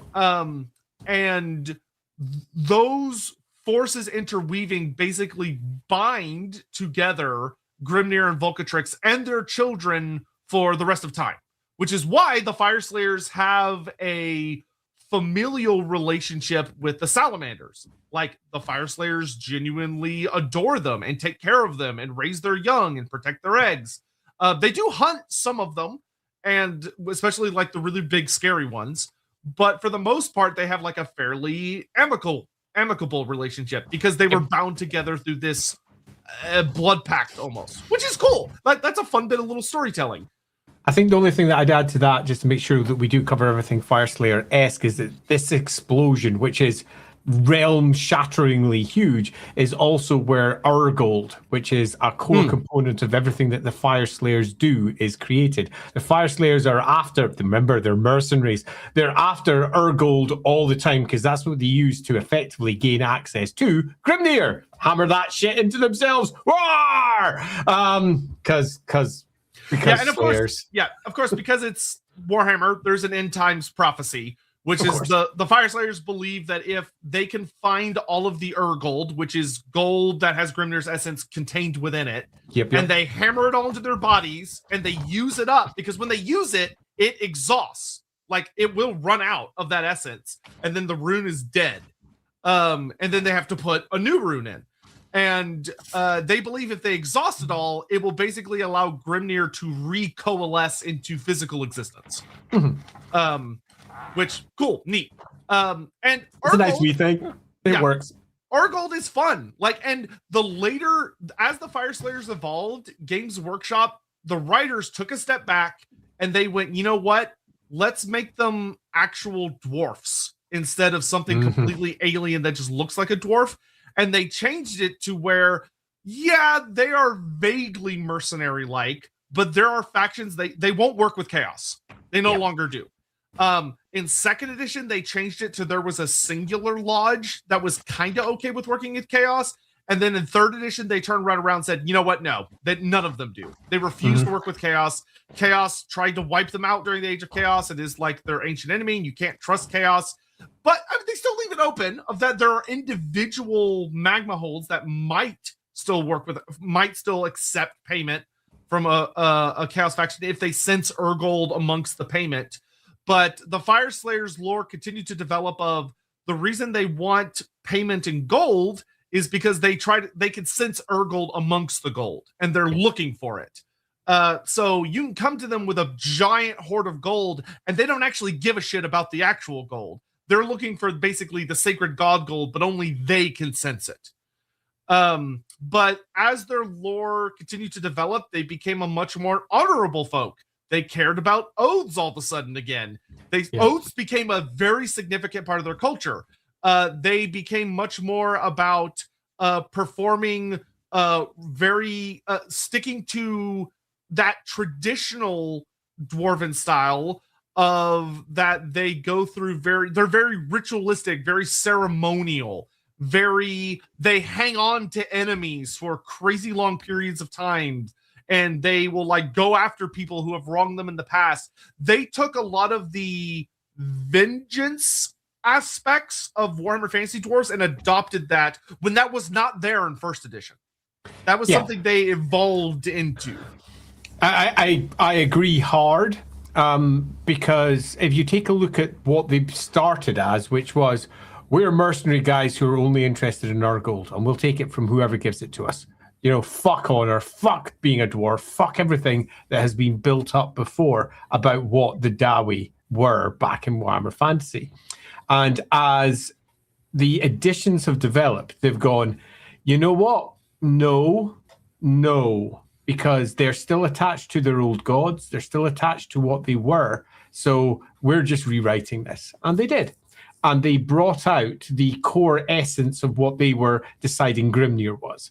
And their version of Grimnir, that great slayer of things, is still now hard-coded through them, along with his apparently quite towering anger, which works really well, that actually theme, and the vengeance that comes with that, their honor that comes with that. It's all baked into it. So no matter how much they're brothers, because hell, brethren is still a very common word throughout every single book they have, no matter what their brothers might say, if they vote their way towards a particular event, away they'll go. They've adapted their character and brought them up to match the initial story that they fucking wrote for Grimnir. It's almost like they went, dwarf, fuck it. And it all went a bit limp. But now it's dwarf, whoa! And they've made it go in the opposite direction. So yeah, I think it's quite nice. And then the other short stories I want to call out just very briefly is that this one I've got to look up after the stream because I would love to post it out for people to read it because it was such a big moment. Right around the start of second edition, a short story wrote that was the very first time we ever got to see a female Fire Slayer because she features as the main character. And she is basically like a rune daughter. Because before then, they had very explicitly said Fire Slayers are purely patriarchal. Yep. It can only pass from father to son. You will only ever see males. The females basically don't exist. Men. Yeah, and this second edition short story came out and said, you know what? the Necroquake happens, a lot of Duardin die, and we get to see the situation where the Rune Daughter of Ahold is the only survivor among her father's children. So the Rune Father dies, and their hold is basically snuffed out because the magma holds each have like a primordial flame that supposedly Grimnir set at the heart of each of them before he was chained up on the mountain. And theirs was snuffed out, which happened to several magma holes during the Necroquake. And they basically have to go out on a pilgrimage to go to a different lodge to find a new flame to then establish a new lodge. And she goes, you know what? I'm going to do this. And all the Duardin around her are like, oh, but you're a girl. And she's like, but I'm going to do it anyway, because fuck you. And the core rulebook that you read out, you may notice that it calls out the Necroquake specifically, because that's the story they're referring to, was when a writer went, you know what? Screw it. I'm making female fire slayers. And then in 3rd edition, when we got the release, we got the release of the Lofnir Drake Keepers, whatever the hell they're called, which they're very cool. They're like this group of beast tamers, and it's cool. They had this cute little baby salamander with them, which is so fucking adorable. It's a very cute mini. When they introduced them, we got female fire slayers, and that's when they first dropped the term Fire Queen, where they're like, oh yeah, there are Rune Fathers and there are also Fire Queens, because there are lodges that are ruled over by women, because the way that fire slayers determine their lineage is that the Fire Queen and or Rune Father will have a shitload of kids. And I mean a shitload. Like, they on average, fire slayers like reproduce like crazy, which is fun and like makes them different. But they have tons and tons of kids. And their whole gimmick is that in order to be the child that will ascend to basically be the king or queen, you have to go out, kick ass, and chew bubblegum, and whoever accomplishes the greatest of feats, so almost like becoming the highest caliber of Slayer, kind of in a way, they will become king. And that's fun. That's cute. That's cool. And like, when you actually read the modern stuff for Fire Slayers, but like, as someone that has read so many short stories, I actually really like the AoS short story collections. The difference between 1st and 2nd edition Fire Slayers and 3rd and 4th edition Fire Slayers is night and day levels of quality. They are so much more nuanced in later lore because they're allowed to be. It's in 2nd edition alone, it was dramatic. I mean, 2nd edition took the mercenary concept and they went, how do we keep this but still make it make sense? So at the end of 2nd edition, we got a big old battle, or sorry, not at the end, the midway point, the midway point of 2nd edition. We got a big old battle called the Siege of Lethis, which basically was the Night Haunt, who had been recently introduced as a giant ghost army, who are super fucking fun. I love them. I collect them.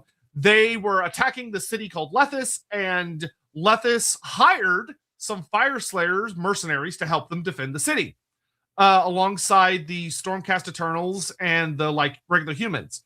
But when you read the story, you get the Fire Slayer point of view, and there's this really cool thing where the Fire Slayers are getting kind of pissed because they've been fighting here for weeks, they've been dying, and nobody's paid them. And they keep promising, the Stormcast keep being like, we got you, like, we'll pay more, we'll pay more, we'll pay more. But they keep delaying it because you find out the city officials, the humans, are basically hoping that if they can wait long enough, the Fire Slayers will be killed, and then they don't have to pay them. And the Stormcasts, on the other hand, are worried that if they do pay them, they might go, we're losing too many people, we got paid, fuck you guys, we've done our work, we're out. So like, both of the other order factions are basically manipulating them, and the Fire Slayers are very justifiably, their oath is being violated that they were hired for. And then a White King rolls up and with a ton of gold and says, I'm going to pay you not only what they owe you, but I'm also going to pay you all this other money to stab them in the back because they're oath breakers. And the Fire Slayers go, all right, fair enough. And sure enough, when the big fight happens, the Fire Slayers attack the other order factions because they're oath breakers. And that made sense. Like, they still had that mercenary leaning. They're still working with a spooky bad guy faction, but it worked. And it was like, oh, thank you. It makes sense now. This is a good way to tell this story. And I think, again, I do recommend going through them chronologically because it's interesting to read them almost back to back like I did. What I found most interesting was as I was going through it wasn't that it was especially well written or this was the best. It was, oh, thank fuck, someone sat down and tried to make sense of it. And that is what you get as you move through the editions. The first ones are, here's a whole bunch of ideas that don't make a great deal of sense. And then it moves on to, we've taken those ideas and we've tried to make them make sense because we might have made a few errors here. And then it turns into, yeah, it all kind of makes sense now. We've made our own thing. And they use the developing story of the meta plot of Age of Sigmar to provide them with excuses to basically overwrite things that they'd written before without necessarily saying that didn't happen. And it works pretty well. Yeah, and I will say that I am very, very interested in when the 4th edition book is going to drop for them. Because have they dropped their 4th edition book? I don't think they have. Nope. Yet. No, they haven't. Because there is they have like the equivalent of a special character, which is oh god, I'm trying to remember his name off the top of my head. It's something Grimnir because they have this goofy naming convention where a lot of the rune fathers will add Grimnir onto the end of their name to basically like represent that they're the closest thing to Grimnir at the time. I'm trying to remember his god. I can't remember it. Damn name because he doesn't have a model, but he is the closest thing they have to a special character. He's been around since 1st edition, and Look me too. If someone in chat can someone suggesting it's Arik Grimnir or Fulge Grimnir, I think it's Bale Grimnir. I think it's Bale Grimnir. Could be. He's the one for anyone that read the end of 3rd edition. So the end of 3rd edition, we had the Dawnbreaker Crusades, and he fights the Trug, the Trogoth King. Who Trug is an absolute fucking yeah, it's Bale Grimnir. Yeah. It's Bale Grimnir is such a fucking cool character. And at the end of the Dawnbreaker Crusade, which is the end of 3rd edition, he got such a deeply developed story in a short story they put on the website. It wasn't in the book. It was on one of the short stories on the website. But he looks like he dies, but they say that he survived. And we're just eagerly waiting to see Bale Grimnir. And I am praying to God that he is finally going to get his own unique mini. Because like his Magrodroth is super unique. Though I think his Magrodroth died versus Trug, but he might get a new one. But like there has been so much development happening in the background with the Fire Slayers that just hasn't been capitalized on. I'm praying their 4th edition will basically be when it feels like the other shoe finally drops and we get like Fire Queen models, a Bale Grimnir model, finally maybe give us like some cavalry or a war machine, like develop the range. Something that's not just more flesh and orange. I just want to bring up this one because Typo's Go is perfect. Fuel Grimnir and is the Chosen Axes, and they're the most broing characters in all of it.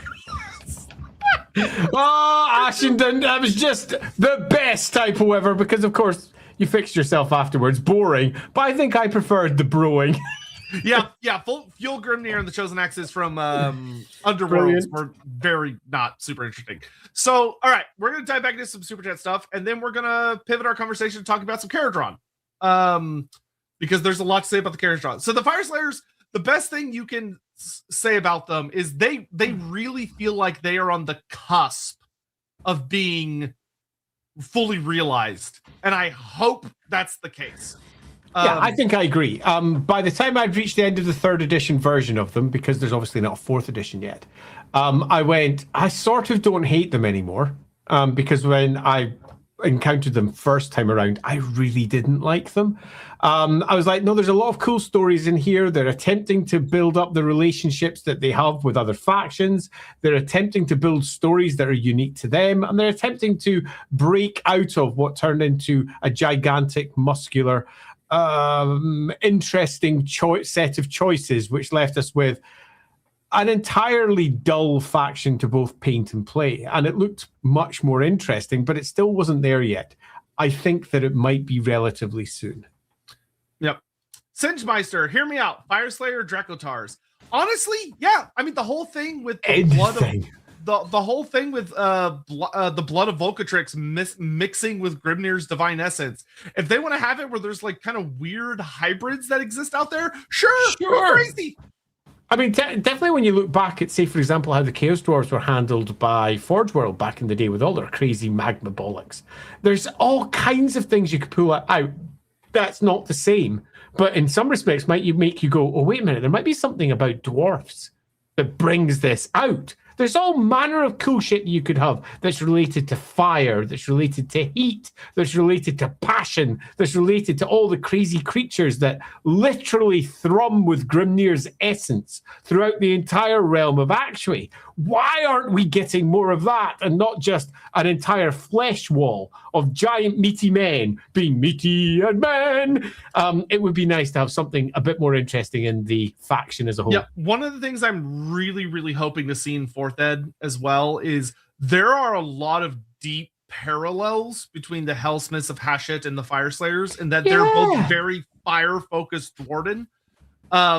Let the Fireslayers get super weird and they like wrestle with how uncomfortable that makes them. Yeah. Like that would be great. That'd be super cool. Yeah. Anything that starts telling stories that bring interesting conflicts and conflicts in the lore. Make the Hellshut the Hellsmiths of Hashut. Gosh darn it. Give them potentially even a good guy turn where it's like, yeah, our god looks after us. Look at what we've managed to do. Look what your god did to you. It's a fucking mess. And it's because of this. There's some really fun stories you could get out of this. Conflict where chaos doesn't look like necessarily the bad guy in some routes. And that would be fun. But we don't have much of that just now. Yeah, and this very much sets up kind of that cool story beat that I sort of mentioned earlier, that one of the Hellsmith of Hashut short stories we got leading up to the release of the book genuinely shows conversations between like Hellsmith of Hashut discussing the Fireslayers or talking to Fireslayers, like a Fireslayer lodge that falls to Hashut, of this idea of Hashut cares for us. Hashut is here for us. Grimnir died. Grimnir abandoned us. He left us. He killed himself rather than be here. He abandoned us. Hashut didn't abandon us, which is such a cool dynamic, which we'll get into Grugni as well in a second. But like Age of Sigmar has so much potential to tell these wonderful stories about the Duardin, of that the quote unquote good guy order factions were to a Duardin completely and utterly abandoned by their entire pantheon. Yep. Which is great. I love that. I think that's really cool. And they stubbornly keep on going anyway. Yeah.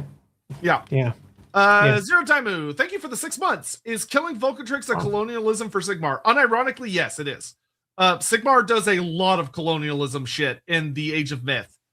Like a lot. Yeah, one of these days we'll eventually get to do a stream talking about it when we talk about the realm. Like the Realm of Death was single-handedly fucked up by Sigmar. Because Sigmar wanted to own it. And he unleashed Nagash on it to tame it. Because he's an idiot. Yeah. Frederick, Caradron Overlords? Pah! Only thing those sky stunties is good for is flying boats. Plenty of killbows and gut rippers could fit on that thing. The sky boats are cool. I do like my sky boats. Yeah, they're pretty cool.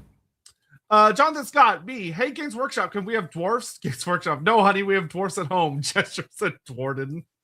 It is how it felt from like 2015 to like 2022. It's basically how it felt for a lot of people. Yeah, if I was to sum up everything for our Fireslayers, it would be they lack nuance, interest, detail, individuality. All of their troops are too similar. All of their stories are too similar. And the best work that we have in it is on side stories and not the main lists. The main, what the fuck do they call their army list? I always forget again. It's the battle tomes. Battle tomes? Yes, battle tomes. Yeah. Thank you. The main battle tomes didn't they're just boys doing boy things. And we're starting off, we're a bit rubbish to, we're doing it for this reason, that reason, this reason, a bit more complexity. But yeah, I'm very much looking forward to hopefully a broader faction that feels like it is representative of an entire culture rather than this very small section that apparently has a bajillion lodges, all of which are quite sort of different but look identical. It would be nice to have something that was a bit broader there. Yeah. So, the Caradron Overlords. The Caradron Overlords, as I said earlier, when they initially arrived, there was a lot of oohing and awing because they were very different. They were super different. Oh, yeah. Although, like I said, it's easy to look and go, okay, I understand how the flying machines of Warhammer Fantasy led to this. It's still a bit of a leap, which is a good thing. And their initial lore was actually very solid, of that you took a faction where the whole idea behind them was in a realm, in a setting where the gods literally walk around and are punching people in the face. You can take the gods on the battlefield if you happen to be playing the right faction. And they are actively running around doing things. They very deliberately introduced a faction where they went, these guys are explicitly secular. Yeah. They do not worship the gods. They really dislike them because they were abandoned. Grugni utterly abandoned them, and it's revealed relatively quickly in later second edition that he abandoned them because Grugni basically is revealed to have end times PTSD, and says to himself, well, I tried to save my children in the end times and I failed. So if I don't help them this time, maybe they'll figure it out on their own. Which, wow, that's a choice. But that's okay. Something there. Yeah. And I will say, I think David Geimer did an amazing job addressing this in the Grombrindal short story series because he tackles it directly and puts a much better spin on it. But I'm going to round to that in a little bit.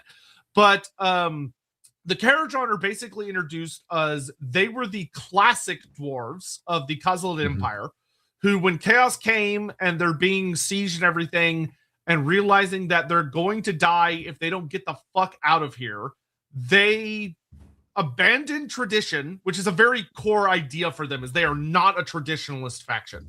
They're like, tradition nearly got us killed. And they invented these incredible flying machines that basically allowed them to pick up little pieces of their holds, and they flew up into the upper atmosphere where chaos couldn't get them, other than like a couple of Zinchi factions, which there was a really big war very early on in the Caradron's history where they fought a bunch of Zinch factions for the upper atmosphere of Shaman, but they won because they used a shitload of guns and they all teamed up together. And it was a very cool little inspiring story about, instead of it being like the Fire Slayers initial introduction, as much as I didn't like the Caradron when they were introduced because I didn't like how uber capitalist they were, but as much as I griefed them for that, they did a much better job actually explaining why the Caradron are not like traditional dwarfs. And it's that to the core of their identity, they are a group of dwarfs who came to the realization that if they didn't change, if they didn't adapt, they were going to die. Which was, to put it bluntly, the mortal sin of the dwarfs of Warhammer Fantasy in the end times, was that they didn't adapt. So the Caradron were actually a very solid natural evolution that went in some really interesting directions. And when they introduced the various sky cities, the sub factions they got were actually quite fun. That you had some that were like just full on pirates to the point where all the other sky fleets were like, we don't like those guys, they're assholes, and they like find every loophole, and they're backstabby, and they raid us, and they're jerks. To the complete opposite side, where you have a sky city that still deeply revered the ancestor gods and worshipped them to the point where all the other Duardin are like, y'all are crazy, they abandoned us, why would you give a shit about them? And they're like, because we still love them and we miss mom and dad and we should hold on to some traditionalism, but they had a culture that made sense. Yeah, this one really landed almost from the beginning. A meritocracy that's pragmatic, that's got its own code of laws and a code of existence that they very closely work by. It's a mixture of so many tropes that we're used to, whether it's the Ferengi from Star Trek or whether it's the pirate code that all pirates apparently live by in all pirates that you find in fiction these days. Sparrow. Yeah, thank you. Exactly. It was all of that wrapped up with, bluntly, a high-tech group. When you actually take a look at what they're doing with their Aether Gold, which allows them to do the breath of Grungni, up into the air we go, they're chasing down this glimmering golden substance that allows them to keep going. And they are great. Bluntly, when I first read them, went, this is a proper faction. It's got an incredibly tight remit, sure. They're the Sky Dwarfs. But it was a faction that had different ways of expressing itself, holds that were completely different, sky holds, and different ways of dealing with the ancestor gods. Some of them were deeply anti-religious, others were very religious, others were very pragmatic. These entities exist. We need to work with these when it makes sense and against them when it also makes sense. Their art, for some of it's just freaking awesome. Great, massive, wide skyholds. Awesome, huge slots that look like they're massive, gigantic fantasy aircraft carriers carrying an untold amount of dwarfs through the sky. Fucking awesome. Truly cool looking. And when you see them coming in with their guns, they look like a 40k faction at points, but with runes lit up along the length of their weaponry. Super cool. And this was, for me, the first time Age of Sigmar, when I got it, this is going back in time rather than when I just reread it this time round. First time when I looked at the art that I went, oh, holy shit, maybe I should reassess my view. There is some stuff here that I genuinely think is cool. But it also took an extra step beyond much of what Age of Sigmar offered, because it made the Fire Slayers look like fucking idiots. Yeah, it did. I've got an axe! Pew, pew, pew! Pew, pew, pew, pew, pew! But I've got an axe! Pew, pew, pew, pew, pew, there is pew, nothing pew, funnier pew. than like Sigmar be like, I have spent the last 500 years making the strongest soldiers imaginable. And he's like, guy with hammer and armor. And the Dwarden are like, I brought a gun. A big fucking gun. Rig guns! And it made, for me, the setting just a bit silly. Because they were so cool. But when you pitch them against much of what the setting was offering, you were just left going, well, this is much worse than in Warhammer, the Bretonnians being held in a weird medieval setting, and the Renaissance setting across the mountains, carrying on with guns and all the rest. Now, in Warhammer, over the editions, they kind of made sense of it. And you can understand why the Bretonnians are the way they are and why the Empire across the border are the way they are. But here, what we had was bluntly, massively over the top cool. I mean, it goes far beyond Victoriana. We are into proper future tech. Yeah, they're way ahead of where we are technologically. Oh, yeah. Even though they've got ships that look like they might escape from some sort of, well, steampunk-esque setting, the actual quality and capabilities of much of what they're doing are far ahead of us, which means an enormous chunk of the armies that Age of Sigmar offers are useless against them. And it's kind of funny. It is. And to the credit of the setting is like catching up with itself in weird ways. We're now like the free cities of Sigmar have equal levels of goofy tech. Yeah, which is cool. It's all cool. But it does leave something, because we're discussing the Fire Slayers, probably the Duardin today. It does make the Fire Slayers look exceedingly backward. Boy, howdy, are they massively backward. To the point you're like, well, how could they possibly win a war? What are they going to do? So they need to have their similar upgrades when the Fire Slayers come out, so we can have things that take down all of these flying craft and pew, pew, pew, pew, pew, and they get pulled down by whatever magma nonsense should be thrown at them to hopefully turn it into some form of equal fight. But yeah, I both loved them and went, wow, these are such a step ahead of most of what the rest of Age of Sigmar is offering, that either the rest of the setting catches up or we're in a weird place. And as the Cities of Sigmar is done, they've begun to catch up, but it's taken all the way to 4th edition for that to happen. It took a while. Yeah. It took a long time. They were quite ahead, not necessarily in terms of rules, because as we all know, game balance and rules, admittedly 1st edition wasn't that great, but it got better as it went on. Game balance and rules mean that they all kind of work similarly on the tabletop. But if you read the lore and what they could do, you're just left with going, well, how are they going to stop them? Yeah, and the funny answer was a lot of the time is they didn't. The Caradron Overlords had very funny short stories and books, because the answer for like, well, how is Chaos going to beat these guys? The answer was they don't. They don't. Of the time. At best, some Zinch flappy things come along. To be fair, made sense for how did these guys survive 500 years of the Age of Chaos? And the answer is with some really fucking cool tech, and they fly. Flying. Yeah, and their books, unlike the Fire Slayers, I don't mean to keep dunking on them. It's the Caradron Overlords. As much as when you look at them just from a fantasy perspective, they can feel very jarring.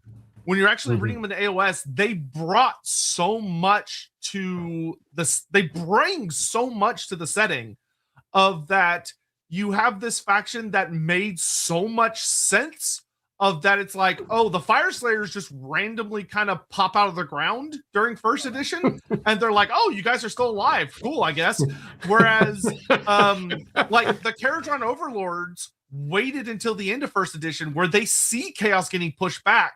And they see opportunity, they see investment, and they start showing up and being like, hey, we'll help you guys if we get like exclusive trading rights to bring you goodies, or hey, we'll help defend this new city that you're like. They tied in so naturally to at the time, the building upcoming Free Cities of Sigmar book, where at the end of 1st edition, after Chaos lost in quite a few theaters, the Caradron Overlords literally came down and were the thing that allowed the forces of order to build in many places they otherwise couldn't, because they opened supply lines. They introduced the idea of how are you going to introduce supply lines in like Shaman, Gur, Akshi, where you don't like have a god running around to help out. And the answer ended up being the goddamn Caradron Overlords. Yeah. And yeah, they're cool. They were such a good new faction because they advanced the setting in a way that it couldn't have without them. And they tied in very, very naturally, and they got some very fun, unique stories. Like, there's still very spooky stuff up there where like the weather is absolutely crazy. Demons are a problem. There are hilarious. Don't forget your Skywads. Yeah, there are Skywads. The something scuttlers. I forget what they're called. There's a sub-faction of greenskins that fly, which is very funny. Yeah. And you get like Skaven. There's mention of like flying Skaven machines. But you had all this unique, interesting stuff going on. And the Caradron got genuinely, unlike the Fire Slayers, who in my opinion were quietly but very notably retconned as the lore went on to make them more dwarfy. Yep. The Caradron's development happened. Yes, Grotbag Scuttlers. Yeah, which is such a goofy fucking name. Grotbag Scuttlers. Yeah. The Caradron Overlords got one of my favorite evolutions over the course, notably of 2nd edition.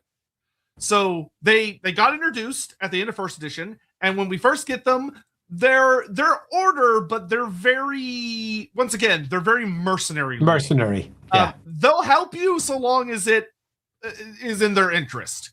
Yeah. To almost a comical extent, to the point that when like Gotrek returns to the setting, there's a very funny moment in one of the first, not Realm Slayer, but one of the first novels that was introduced, or it might have been a short story, but there's a story where Gotrek has to deal with them, and spoiler, he fucking hates the Caradron. He can kind of understand the Fire Slayers because they got retconned a little bit to be a reflection of him, but the Caradron, Gotrek despises them because he just sees them as just wrong. They're just wrong. They don't honor traditionalism. They live up in the sky.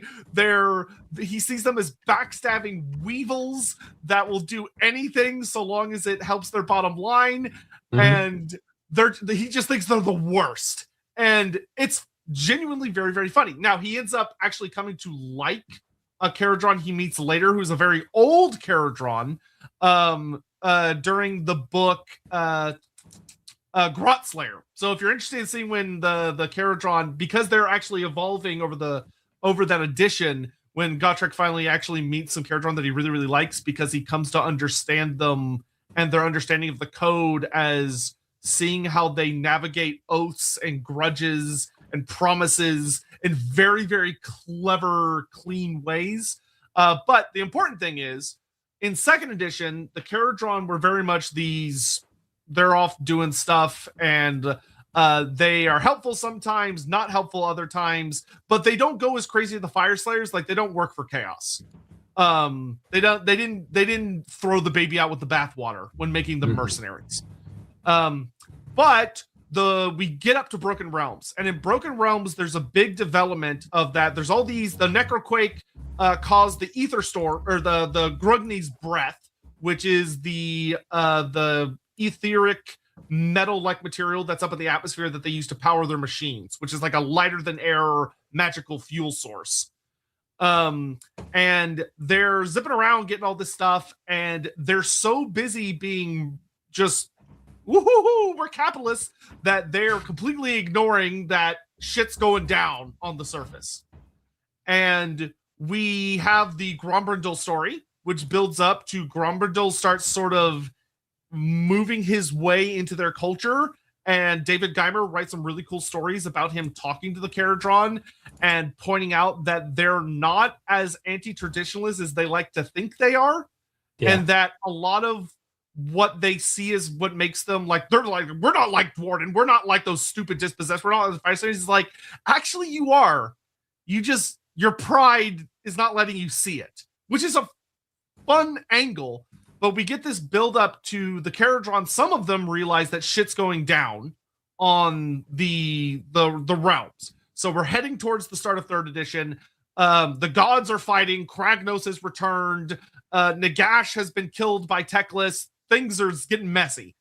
And the Caradron basically get word that Be'lakor, this giant chaos horde, is about to annihilate a city that they could save, but it could also result in them being wiped out. So probably best to avoid it, is kind of how they feel about it at first.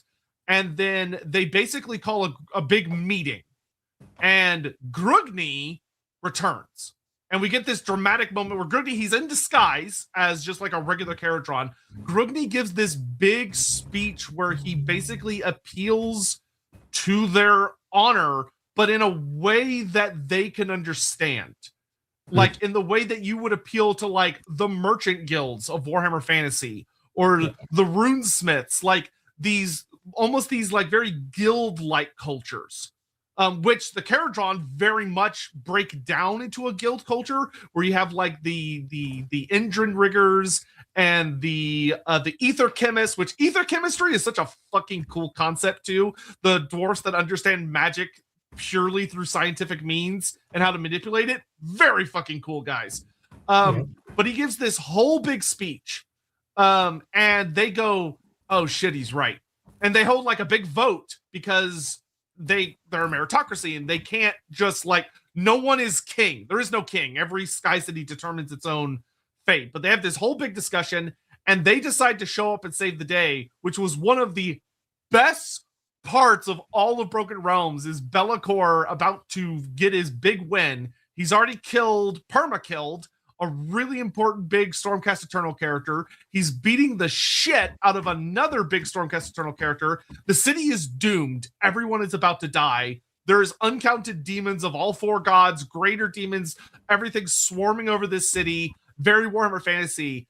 And then the sky, like, all of a sudden they hear all these booms, and a quarter of the city where all the demons are just gets leveled with just artillery and shot and fire, and all these sky ships come flying down out of the sky and just raining hell on the demons. And you're like, this could never happen in fantasy, and this is fucking awesome. Yeah. This is fucking awesome. And Grugni at the end of the story genuinely reveals himself because he's the one that scares off Be'lakor. Be'lakor goes after to stop stop them, and their god shows up to be like, I'm back. And I will give full props to the writers for the Caradron Overlords that when Grugni reveals himself and he's like, hey guys, I'm back, that they didn't just go like, oh, he's back. They go, oh, the fucking asshole's back. Go fuck yourself. They literally basically tell him, go fuck yourself. Like, we owe you nothing. You abandoned us. We saved ourselves. Screw you, Dad. You went out to get cigarettes and didn't come home, and I had to raise myself, and you suck. And it's a very interesting dynamic of like Grugni uniting the various Duardin cultures. One of the things I very much hope for, personally, that I've heard in the rumor mill, is that Grugni succeeds in that the Dispossessed, the Ironwalled Arsenal, who we're going to talk about both of them in a second, and then the Fire Slayers, they are going to unite into the Kozilid Empire, the new Kozilid Empire book. But if the rumors I've heard are true, the Caradron Overlords don't join them. They refuse to join. Which a part of me really hopes is kind of true, because even though they have a small range, story-wise, I feel like it would suit them so much more to be the dwarfs that, because they're so independent, their independence was so key to their survival, that when they see their people reuniting, they say no. Yeah. I mean, it makes absolute sense for them. If I was to sum up where I stood by the end of reading all of their books, it was, this is a great, fully functioning faction. It feels unique. It feels like it's a natural development of what came from the dwarfs before, and it feels like something that could come afterwards. It somewhat makes a nonsense of many of the other factions in Age of Sigmar, because it is, at its core level, so much further ahead than the rest of them, and you would think that there would be somewhat of an arms race because of this, and they've been going for quite some time, a good 500 years or so. They've been running right from pretty much the Age of Chaos all the way through. The tech they have now, I think they developed like roughly 200 years back, and they've been using it for most of that time, and you get this feeling that come the end of first edition, really, and everything that they do past that, there would be such an acceleration of other techs because of what they have.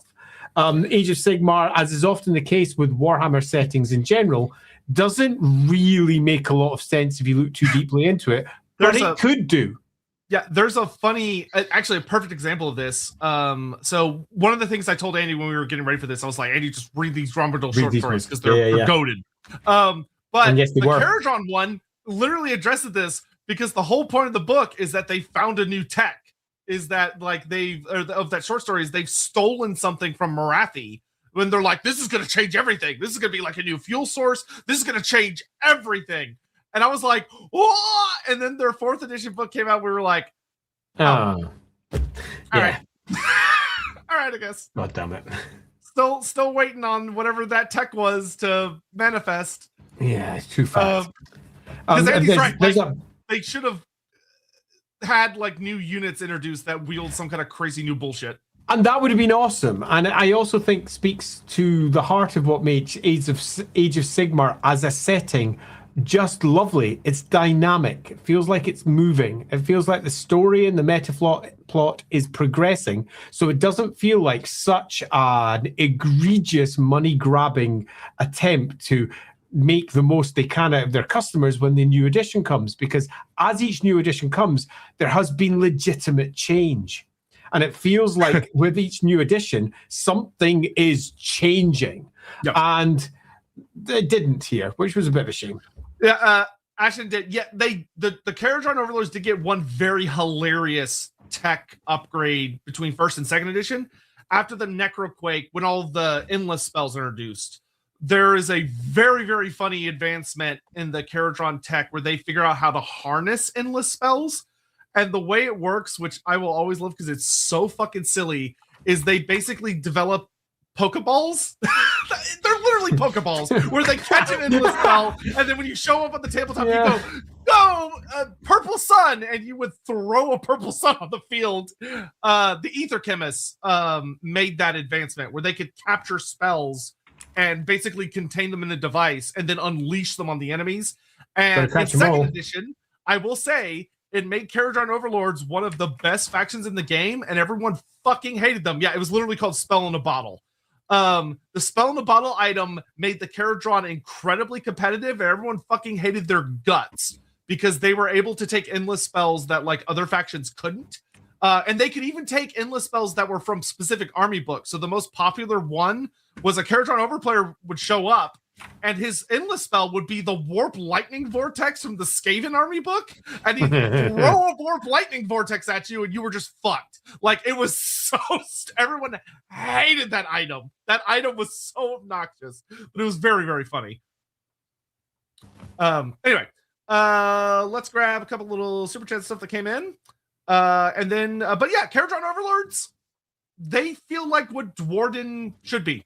An AoS, to be blunt. I agree. The Caradron Overlords, they started off a touch ropey and not necessarily well realized.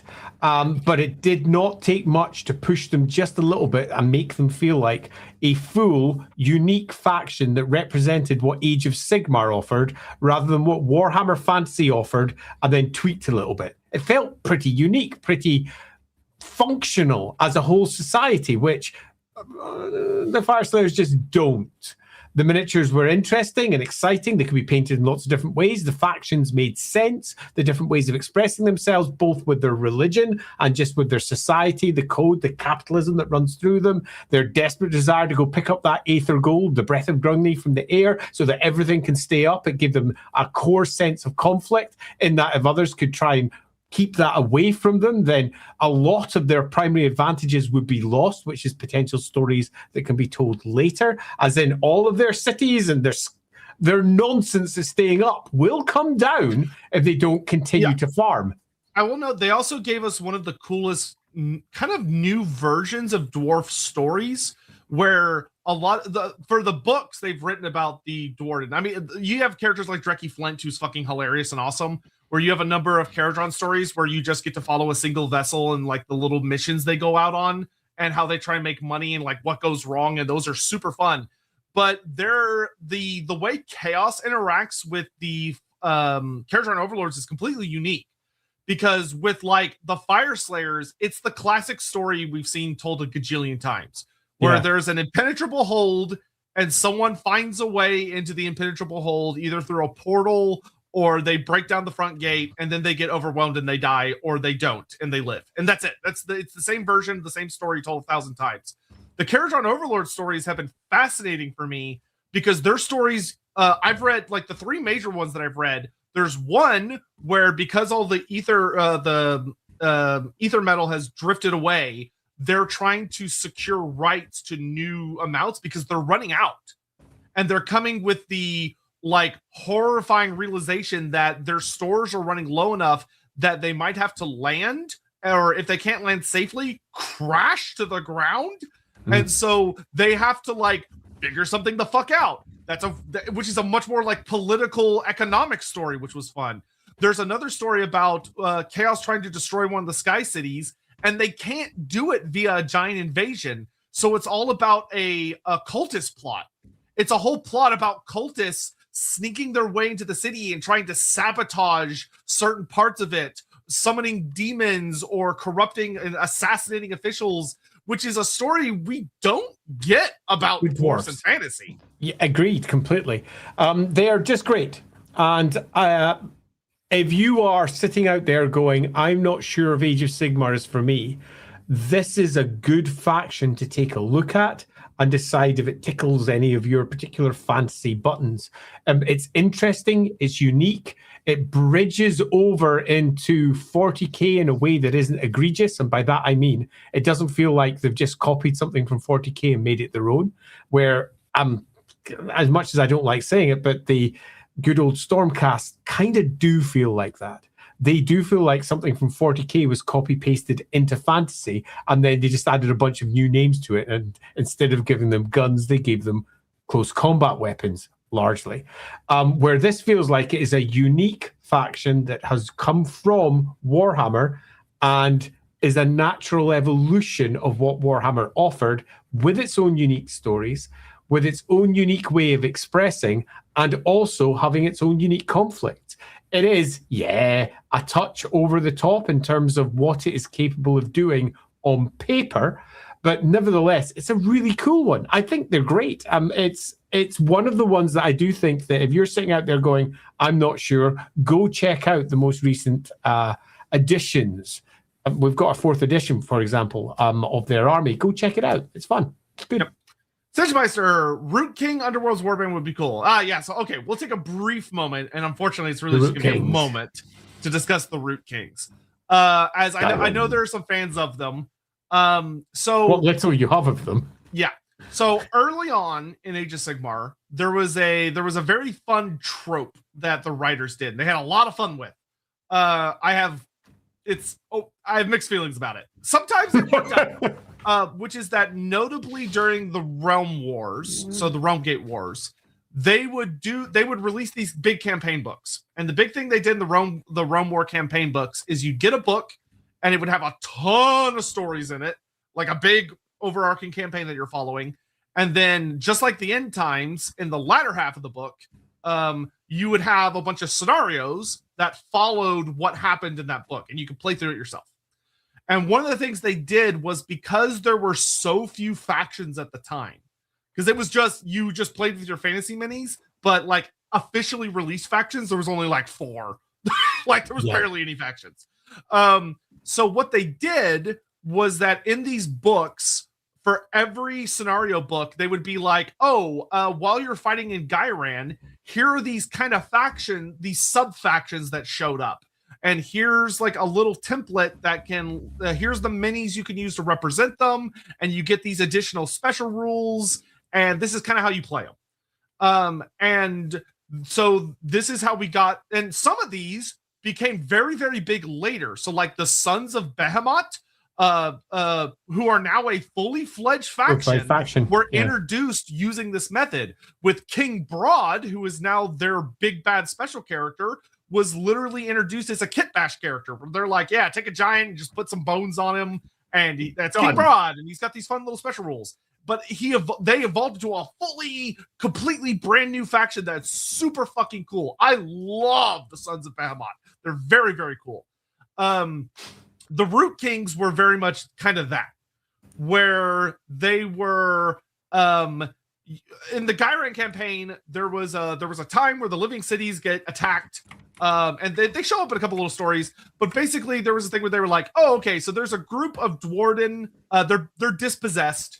That, unlike most dispossessed, they have holds still, or at least have reclaimed some, where they are Dwarden that live in Gyran, which is the realm of life. And because of that, instead of metal, they use wood. It's the TLDR. Like there's some cool little stories, like short stories, or they show up in some novels where they kind of like make a blink and you'll miss it appearance. But it's like, they have like wood that's harder than steel, and they've got like wood weapons and bark armor, and they live in big trees. And you'd think it wouldn't work. Oh, bull. Oh, boo. Boo, boo, boo, boo, boo. I'm about to become the Andy Slayers. Sorry, everyone. Yeah. I am a dad. Yeah. They could maybe one day potentially be something interesting. I really doubt it. I really doubt they will ever do anything with them.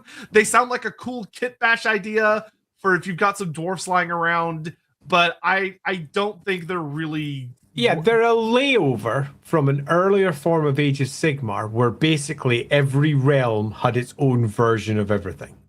Yes. So you go to the realm of Gyron, you've got your Gyron-like dwarfs, and your Gyron-like dwarfs are called Root King Duardin, and they're basically the same as other ones, but they're all Gyron-y. You got your Shadow Duardin doing their shadow stuff over in the realm of Ulgu. I will say, so on. Yeah, Singemeister, as like a focused war band for one of the skirmish games, great. Great. Awesome. Yeah, agreed. And it's possible that any of these things could be picked up and turned into something far bigger. I mean, ultimately, the actually facing Duardin with our Fire Slayers, I mean, they're kind of already there. They could have easily as big of a range as the Fire Slayers, because you just say dwarfs with wood instead of dwarfs. Sadly, that gives you more to work with than Slayers with fire. Yeah, and you could easily do that without too much difficulty. But it's not something that's really much of a focus. Thunder and Silence. I hate how AoS screwed up the Ancestor Gods. Grimnir dies before the game even got underway. Valea is just not even mentioned until fairly recently. Grugni at least gets to be the MVP, making everything Sigmar claims credit for.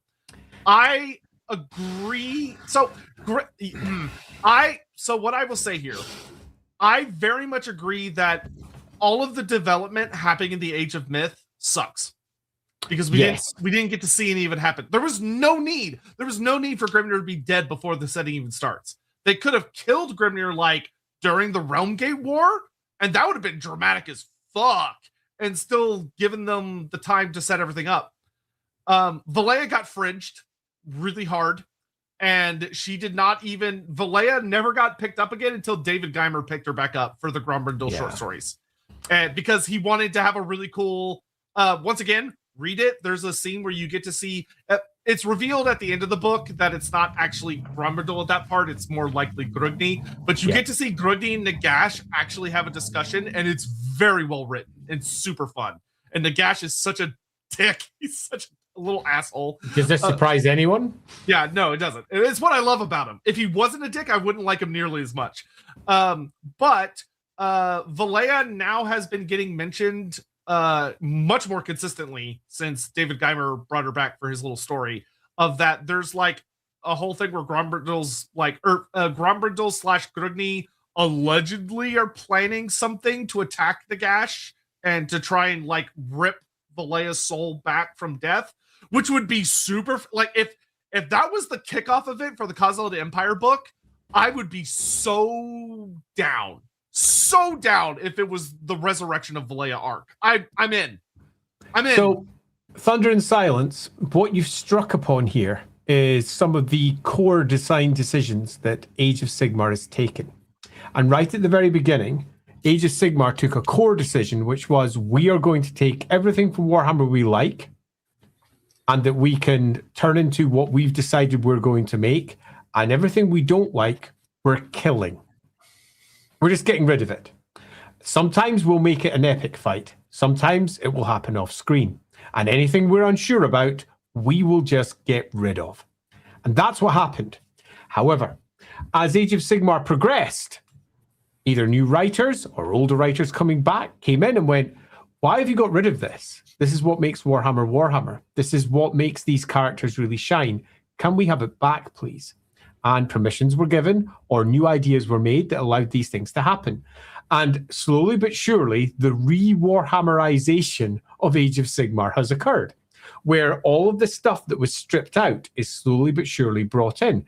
You can see this is exactly what happens here. Grimnir, wiped out, basically got rid of right at the beginning so they can make their own new version. Get rid of all the Grimnir stuff from the Slayers and make their own new Slayers where Grimnir is used to allow them to make their Fire Slayers. Valea doesn't matter for any of their new factions. Dump her. Grungni, we'll just use that to give Sigmar lots of cool stuff because Sigmar is our core focus. He made the Stormcast Eternals, even though Sigmar gets credit for it. Okay, because Sigmar as a deity up to that point was not a forger, was not a maker, was not a doer at all. He's a barbarian king. So what do? They go, oh shit, we don't have anyone that allows us to do all the Stormcast shit that we want to do. I know, we'll just pull in this dwarf god and just use him to do that. It's a shit way to use him. He's basically become his little pal who does everything that Sigmar wants. Yeah, and really, it's almost an insult into what dwarfs used to be. Insult to injury very much was the end of second. I'm still mad about this for anyone curious. The end of second edition, Broken Realms, Grungni returns. It's literally the very last thing that happens in the last book. The very last book. Grungni comes back. That's like the epilogue moment. And we were like, holy shit! Duardin are about to get awesome. What does he do? He makes a new form of Stormcast armor, the Thunderstrike armor, and then he fucks off. That's it. He doesn't do anything for the Caradron. He doesn't do anything for the Dispossessed. He makes new toys, new armor for the Stormcast Eternals, gives them a new mini, and then he leaves. And it was like 100% bullshit. What the fuck? It's just bullshit. The fuck? It's just not good. And it takes something that was uniquely interesting about the Dwarfs of Warhammer, because let's be honest, the Dwarfs of Warhammer, as we said right back in the introduction, were just a copy-paste from J.R.R. Tolkien with a bunch of tweaks. And the Ancestor Gods is one of the bigger tweaks. It's one of the things that made them more Warhammer than, say, for example, Lord of the Rings. They were their own thing. And they had a lot of them. It's not just the three that they always fall back on. There's a chunk of dwarf gods that they could have used in a variety of different ways. Did they? Really, no, because that wasn't what was needed for what they were doing at the beginning of Age of Sigmar. But as we say, you move through the editions and more of what made the dwarfs has been returning. But has it been returning well? I'm going to say in the gods case, just no. They've done it badly. And this is an example where the writing did not work well. I'll say, until they do something with this, I could not care less. You're correct. He does reclaim the Lost Forest City, but he hasn't done anything with it. Yeah, and if he just becomes... And it happened off screen. Like, it wasn't even like a major campaign event or anything. It just happens. Yeah, the whole thing is just not frightfully well put together. It's like someone's had a bunch of cool ideas. They've managed to flesh out some of them, but not all of them. And it's very cagey. Listen to this, right? Listen to this idea. Imagine if going into 4th edition, or going into 5th edition, excuse me, we get a whole thing like at the end, right? So at the end of every edition, there's like a big campaign. So like we had the Necroquake, or technically it was Dread Omens, I think. But we had the Necroquake storyline at the end of 1st edition. We had the Broken Realms at the end of 2nd edition, with the Dawnbreaker Crusades at the end of 3rd edition. So there will be some kind of big narrative event at the end of 4th and presumably at the end of next year, approximately next year sometime, because that's when it's due. That's when it's due. If it comes every 3 years, which it has done so far, 2027 is when that'll probably happen. Yeah. So imagine if one of the books is about like Grungni gets all the Duardin together to go after Nagash, who is still not reassembled himself after he was killed at the end of Broken Realms, which is nice. I'm glad there's narrative consequences for things that are happening to get Valea back. So we get like a big war at the Oubliette, the Great Oubliette, or whatever the fuck it's called, where he keeps all the big souls. And imagine if there's this whole thing about the reason the Duardin so easily fractured and fell apart. Part of the reason that they're so dispossessed and all the clans are fractured and everything is because they didn't have Valea. Yeah. They didn't have her all this time. And you have a book that explores that Grungni's like, in order to reunite my children, they need their mother. They need Valea. We have to get her back. And like, that's the thing that builds up to the Khazad Empire. And it's not that Grungni's the god that is like the centerpiece of the range. It's Valea that's the centerpiece of the range. And it kind of always has been. Fucking great. That would be such a good redemption of everything the Duardin have been doing up to this point. Okay, why Grimnir was such a dick? Because he didn't have Valea there to say, just stop, dude. Just stop. Come and get a hug. Fuck's sake. You're losing it, man. Why the fuck are you off with Sigmar? Sigmar's a twat. He's basically almost a chaos god himself with all the crazy shit he's done. Just chill out, man. Come on, let's get together, Duardin pals, and get this sorted. Also, why are we called Duardin now? Yeah. I would because I'll say the scene that got me emotional, because I'm very easy to get worked up. It's so easy. Y'all know this. You've seen anything of me reacting to Total War nonsense. You know how easily I get worked up. I will never forget at the end of the very last short story from David Geinber's Grombrindal series is the scene where I won't super spoil it, but I'll vaguely spoil it. But basically, at the end, you realize that a lot of the short stories you've been going through haven't all been from Grombrindal's perspective. Several of them have been from Grugni's perspective, which is how we get to see cool shit. Like we see Grugni talk to Tzeentch, which was a crazy thing. It's more like Tzeentch yelling at him across the room, which is very funny. He has a conversation with Nagash, which is really interesting. He has a conversation with Tyrion, which is super interesting because that's the first time we actually get to see Tyrion. But at the very last story, Grombrindal is resurrected because Grugni, as the Great Maker, literally puts him back together again. Because he was basically like shattered and torn to pieces when the end times happened. And you get a scene where like Grombrindal like wakes up and he looks and Grugni asks him, like, do you remember me? And he's like, of course I remember you. And he's like, what has happened since I was gone? And Grugni's like, I got a lot to tell you about. And that's how that got me. Oh, that got me. And it's like, if they could have a moment, but like not just in like a short story, but like if we got like a fat campaign supplement where they had like one of those little text boxes where it's like the in-person view, and it was a whole thing of Grugni and Valea having a story and them reuniting after thousands and thousands of years, I would cry like a bitch. Please let that happen. It would be so good. It'd be so good. Anyway, sorry. I just got to get down with all of that is to say, I think the dwarf gods have been very badly handled. Now, could that be turned into a good story? Absolutely. Has it been so far? Dwarf enthusiast. That's also a very good point. Valea is the only one that knows what happened to Heshit, because she's the one that did something to him that like broke him. And if you want to see an alternate version of that, watch Lawhammer. Oh, yeah. Actually, it's like a whole thing in Lawhammer. Yeah, actually, it's one of the core stories. There's a super good retcon point as well of that Valea was like, oh no, she's dead. And then all of a sudden in 4th edition, when the Hellsmith book come out, they go, actually, Valea did come back. Or Valea was around at least at some vague point. And she's the one that like broke Heshit. And it's like, that's fucking amazing. Does that mean Nagash still ate her? Like, what's the deal with that? And they went, we're kind of waiting to see what the fuck the deal is there. Totally. Ricardo, Andy saying that Fire Slayers need Goblin Hewer AA batteries? Basically, yes. I mean, that's the way to solve that ridiculous weapon, isn't it? Yeah, just I mean, it's got to run on something, right? Frederick Trader, if I could save a spell in a bottle, the first thing I'd like to do is save every spell until the winds fade away and then send them at you. Well, if you want to get super technical, if you waited until the winds weren't there and then you unleashed them all, it's very possible they would just unravel and fizzle. If you want to get super technical, but they also might not. It would depend on what persists. If you put an endless spell in there, then yeah, that would really fucking suck. That would super fucking suck. Yeah, that would be bad, because endless spells in AoS. We should really do a stream on endless spells at some point, because that's actually one of those ideas that backports to fantasy super well and super interestingly, but that's a discussion for another time. So that takes us to kind of the final group we'll talk about today, which are easily the least interesting, but we're going to talk about them, which are the Dispossessed and the Ironweld Arsenal. Yeah, we have to do them.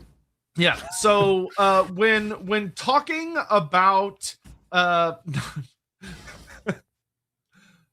AA is in anti-air batteries, not AA Sotek. Not even a Slayer's Crest can stop that joke from flying over Sotek's head. You guys are mean. Leave me alone. That was brilliant. That was maybe the best thing that I've seen written all day. Thanks, Marcira Maradrell. Funny. So they're the Ironweld Arsenal are the easiest one to start with because I want to bring up just before you go in. Oh. No. And there's a reason that we're going to say no to this, and that's because we wouldn't cover, for example, Chaos and its various factions if we were covering the alternate side. They're the Chaos Duardin, so to speak. So no, we won't be covering them in any detail other than just mentioning and saying they exist. But we did do a giant fucking stream on Zarnagrund already. Mingle Zarnagrund, but we also did a stream on the new AoS lore. Yeah, I suppose we did. We didn't do a lot. Well, no, it wasn't like as deep. We didn't dive that much deep into the Age of Sigmar lore. We just had a loose discussion about Hashut and exactly where Hashut lies. But it's worth checking out. It was one of the Tuesday stream ones. I forget what one it's called. I forgot which one as well. Yeah. So anyway, we have the Ironweld Arsenal, which the Ironweld Arsenal, to put it very, very bluntly, was when the Free Cities got released. The initial concept behind the Free Cities of Sigmar was they were basically, hey, you know all those Warhammer Fantasy models that you can't do anything with? Well, guess what? They're all in the same faction. They had High Elves, Wood Elves, Dark Elves, Dwarfs, and Humans, all together in just one big soup pie thing mess. A smorgasbord, if you will. And the Ironweld Arsenal was basically the excuse for how do the cities of Sigmar, the Free Cities, have these crazy, amazing settlements that are absolutely beyond the pale levels of like gigantic, titanic, with bizarre weapons and all this other crazy bullshit. And they went, so they have an engineer corps that's got humans and dwarfs, and the dwarfs do all the actual smart people stuff, and the humans are kind of like their busybody lackeys. And that was the Ironweld Arsenal, and that introduced stuff like the Cog Forts. The Cog Forts were originally a Ironweld Arsenal invention that was very heavily created by the Duardin. Though you may notice in the modern stuff, it's just humans now because the Free Cities got rid of all their non-human components. Which, if the rumors about the Cuzzled Empire stuff is true, will probably be for the best. Yeah. But the Duardin got heavily rolled in to the Free Cities with the Ironwood Arsenals. You could kind of think of the closest thing I could think of to compare them to is they're like the Imperial Dwarfs. They're the dwarfs that got the Duardin that got fully meshed into the city of Sigmar to where they don't have a separate identity. They're just part of the core cities. They're the engineers. They're on the Grand Conclaves. They're professors and artillerist specialists, and they're just there and they're part of it. They don't have a unique identity. They don't have like unique clans really. They're just part of it. Whereas the dispossessed clans were different.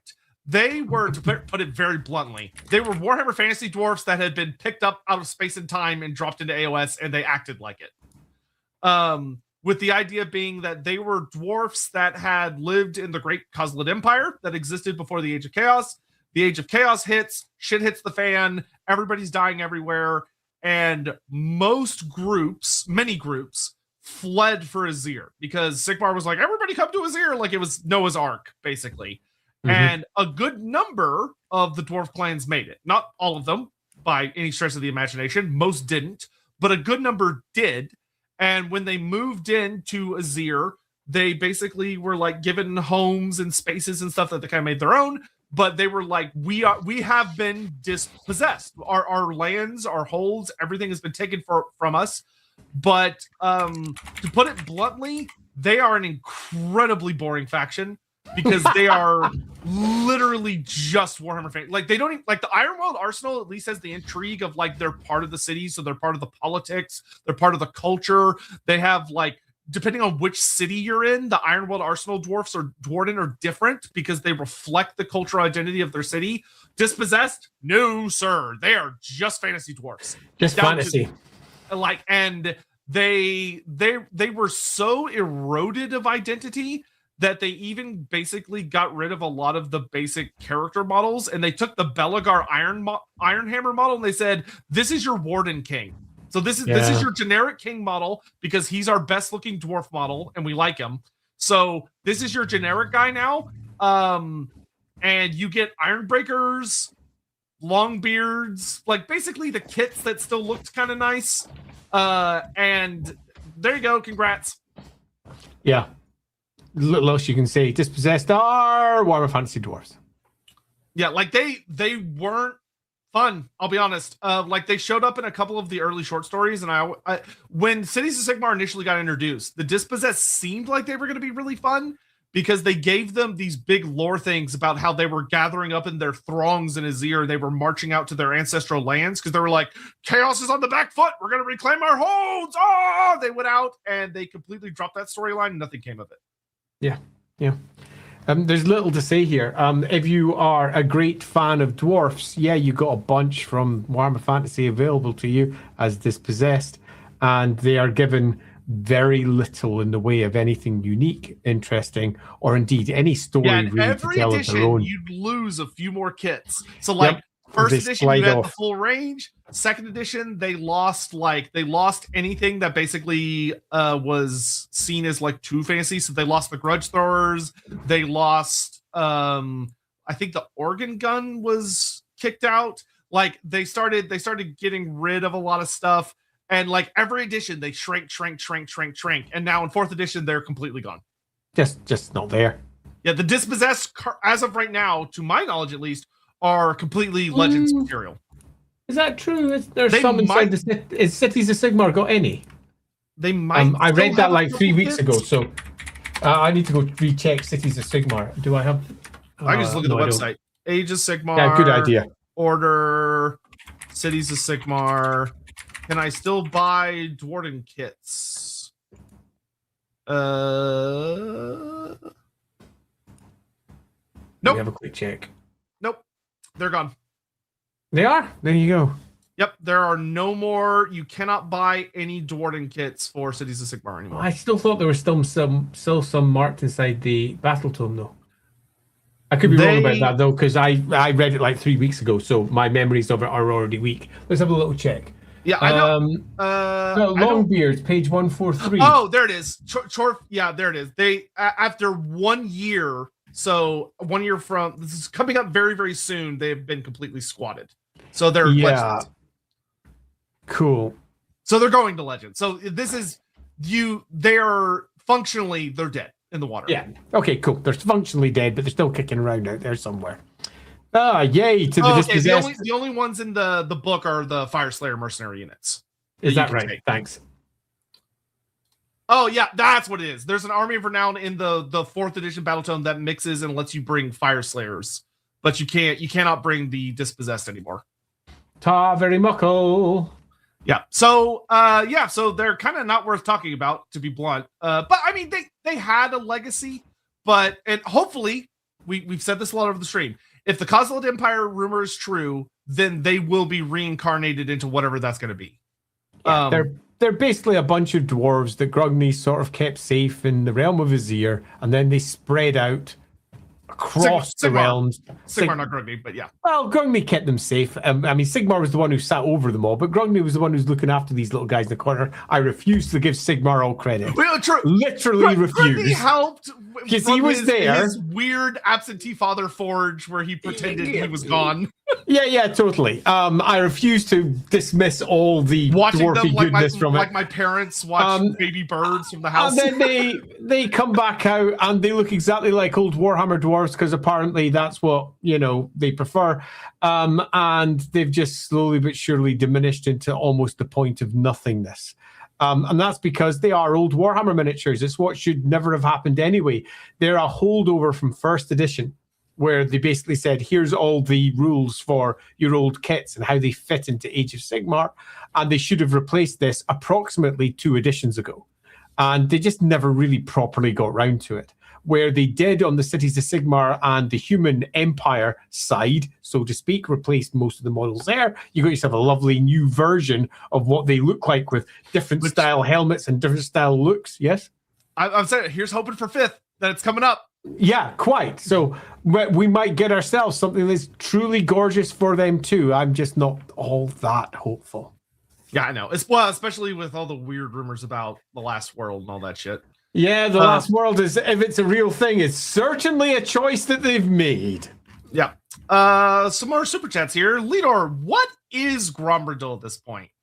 Yeah, he's an ancestor god pretty much by most references. Yes. In that's how he's handled in Age of Sigmar. If we go back to Warhammer Fantasy before that, it's much more complicated. You go watch our Grombrindal stream. Yeah, go check our Grombrindal stream. But if we move over to Age of Sigmar, he's just an ancestor god.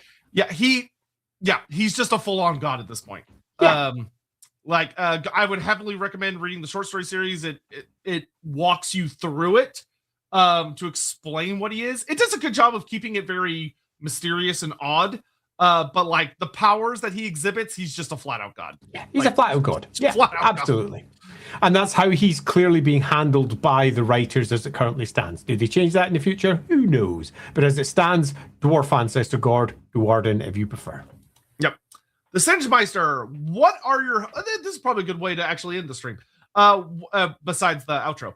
What are your hopes for the Khazalid Empire if you have a name for like units, etc., etc.? So I'll go first. That way Andy can kind of just muse for a moment. And I will say that, so the biggest thing is, we talked about it a lot already, but I really hope Valea is core to it. I feel like they have a Chekhov's gun they could pull the trigger on, that if they did, they could do a beautiful piece of storytelling, and they could do something that fantasy struggled to do, which was use Valea and make her great. Because man, fantasy did not. Yeah, they flubbed it. Easy to forget she exists via the army books. For unit wise, the biggest thing that I'm hoping for is I'm hoping to get to see a lot of dwarfs in big, crazy armor. I love heavily armored dwarfs or Duardin. And the Fire Slayers of the Caradron are cool, but they're not very heavily super armored. Like the Ethro suits of the Caradron are more like plastic leathery. It's like what steampunk people wear. It's not metal. It's not designed to like take hits well. And Fire Slayers their skin is very hard, sure, because they literally hammer gold into their flesh, which I'll admit is metal as fuck. But it's not the same aesthetic. I really love heavy plate armor. The big thing I'm really hoping for, I will say, is I want constructs. I want like clockwork golems or weird construct things. I want it to get like with how the Caradron went steampunk. I want them to pick a concept and throw the goddamn ball 90 yards for the touchdown over there. I don't want like a super conservative thing. Like, I want them to be... The Caradron felt like they took an idea and they said, how fucking weird can we get with this? And then if we need to, we can kind of roll back a little bit as we go. The Fire Slayers to me felt like the opposite, where they said, let's take the most recognizable thing that exists for dwarfs and make a faction based around it. And it shit the bed, to be blunt. I want them to get weird. Just please get weird. Get weird with it. So I have not specific hopes, as in I don't think there's a specific thing I desperately want to see. What I do, though, I have very strong general hopes, overall encompassing ideas, and I want this to be the faction that looks like what the dwarfs could have become. From not just Warhammer all the way through its 8 editions, but also from the old empire that led to the Dispossessed, that led to, hopefully, what this is going to become. I want this to feel like it is part of a greater history. I want this to feel like it is unique. It is easily identifiable as both post-dwarf and also Duardin. which means that runes have to sit through it. Technology has to run all the way through it. Runes and technology thrumming through whatever it is that they decide. Now, it doesn't actually matter to me what it is they decide, but what it does matter to me is it's thematically strong, that it pulls upon whatever story they're attempting to tell with their new version of the Duardin. Is it the story of, for example, Valea coming home and the Duardin coming home to themselves? If that's the case, then that can very strongly be put forward. It's dwarfs, so you loosely want heavy. You want rune. You want lightning blues and golds running through it all. You want the idea of technology running through it all. You want heavy close combat walls that sit there waiting for the charge while hell is rained down upon you. You want it to be different to the other armies, which means you don't want to have all the flying machines and all the rest of it. You want it to be the giant wall that represents what they are. I also hope that they build up, because Age of Sigmar is all about fucking awesome centerpiece miniatures. I'm not sure what it should be, but I really hope they give them tech that feels like it's going is this up. True? The Kozlid main colors are going to be green. I don't know what the source is for that. It could be true. I don't know what the source is for that. I hope not. I will say I would love for their tech, if they could make it where it feels like they're between the Caradron Overlords and the Free Cities. Like, make the Free City stuff look like Umgak. Make it look like this shoddy put together nonsense shit that it is. Like, it's cool, but it's so goofy. Make it look good. Make the Duardin look like they're looking over there like, what the fuck are those guys using?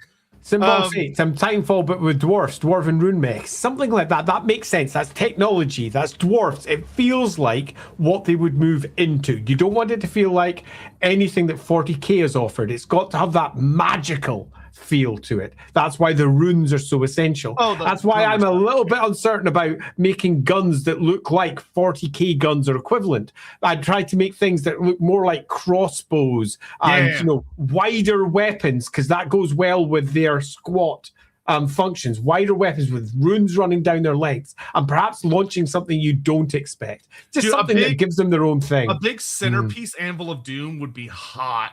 That would be pretty awesome, Chorth Enthusiast. And I broadly agree. I will sell my kingdom in the sense that I will literally stop at nothing to buy it.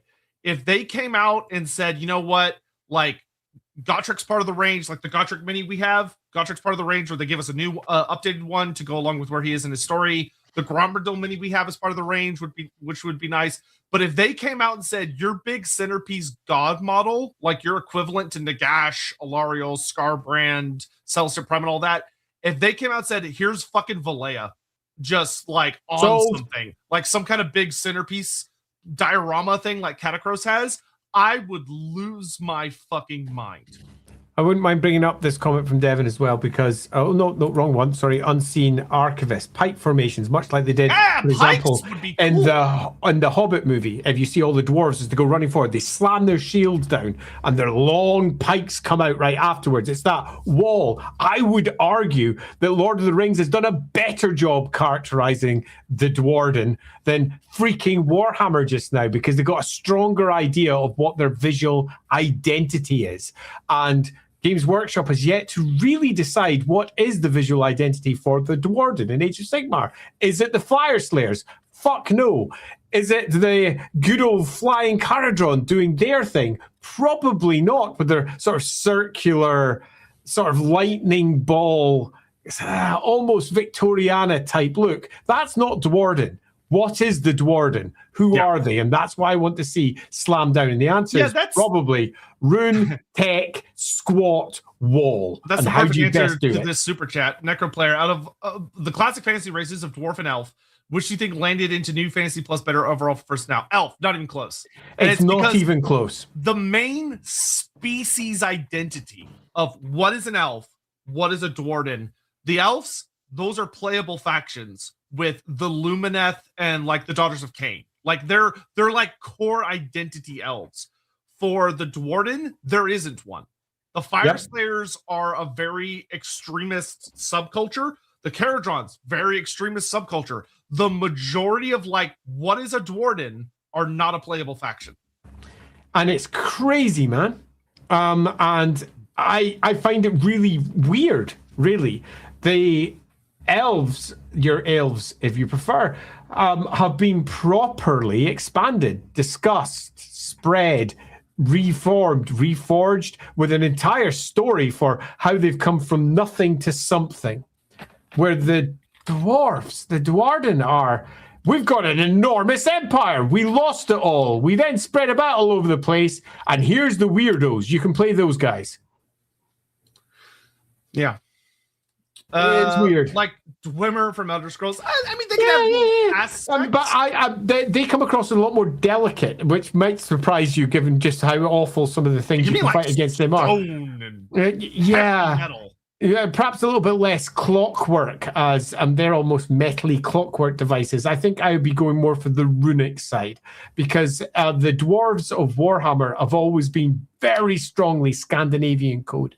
So what you're now looking for is for future Scandinavia fantasy. Yeah, if they could come out and say, you know what, Fire Slayers are all about them axes, but our new Cuzlet Empire, they've got them pikes, boy. They got them pikes. And I'd be like, or something. Yeah, something that makes them them, rather than makes them just another bland copy paste. Yeah. How about that? Time for the outro. Okay, outro. This one's gonna be super easy. Duardin. Duardin are badly handled by Age of Sigmar. I'm calling it straight. They are badly handled. You have got yourself an entire massive faction from Warhammer. And the expression of this in Age of Sigmar is you can play some of the extremes. Now, the Caradron Overlords are a big extreme. There's a lot of them doing that thing up there in the sky, but they are nevertheless the core of what makes a Duardin in Age of Sigmar. As it stands, the entirety of what the Duardin are is broadly unplayable. You're only left with your Fire Slayers that are still not great faction. They've got some nice new stories. They've been upgraded a bit across the editions, but they're still not brilliant. They need more work. You've got the Caradron Overlords that are genuinely kind of great. These I like. Do they speak to being dwarfs updated for Age of Sigmar? Yeah, kinda. But they do tear away from a lot of what makes dwarfs dwarfs and the core stories of the dwarfs from Warhammer into Age of Sigmar, which largely, because it's the way Age of Sigmar is, focuses upon the big dudes, the gods. It's all about the gods and their giant stories and all the armies that you can feel beside them. That's kind of what Age of Sigmar has become. And as we're moving into the later editions, well, the mid-tier editions, if you will, of Age of Sigmar, the dwarf gods are making sort of their return. But they've been terribly handled so far. We've discussed that through the stream. It's not just the Duardin that haven't been well used. It's their gods. Their gods got sidelined at the beginning, and they've been coming back slowly but surely in small drips and small drabs here or there in an attempt to try and almost give them more flavor. But no one sat down and made something good of it. So what's my summary for the Duardin? If you want a nice faction that speaks to what the current edition is, you know, you kind of can't go wrong with the Caradron Overlords. They're pretty cool. But are they an expression of what all dwarfs are in Age of Sigmar? No, they're not. Warhammer Age of Sigmar has dwarfs doing a whole bunch of other stuff. The Duardin are spread across all the realms, and they're barely touched by the game itself, because the Duardin as a whole have been sidelined, pushed to the sides, and for all they have arguably, almost 4 factions that include them, they have not really had time to shine for their own merits. So my conclusion on these are, I like the Duardin. I think they've done all right. It's a bit peaky. It's a bit trophy. They do it well in some places and not so well in others. But a lot of the stories in the fiction speak to something that could be really good. And they haven't done it yet. Hopefully it's coming. Yeah. And I will add that, to put it very bluntly, and it's going to sound mean. I don't mean it in a mean way. I mean it in a I hope they do better way. of all the species in Age of Sigmar, from the ghosts to the undead bony boys to the vampires to the faction that's made up of literally just giants. There's like 5 kits you can buy for the entire goddamn army, to the Oryx, to the Grots, to the elves, the humans, the fucking lizardmen, Seraphon, the Skaven, all of the monogod factions, the Hellsmiths. If you compared to everybody else in the entire setting, the Duardin have been in this from the beginning, and they're the least developed group. Yeah. And it's gotta change. That's gotta change. Because dwarves are cool. They are. Who doesn't like the dwarf? And the story that they're building could be super cool. They just need to actually bloody execute it. Yeah. I mean, Warhammer Fantasy Dwarfs are one of the most beloved factions in the setting, to the point that they've become more iconic than the Tolkien version, which is hilarious because they basically just are the Tolkien version, just bigger assholes. But the Duardin have not stepped into those shoes, and it's time. It's time.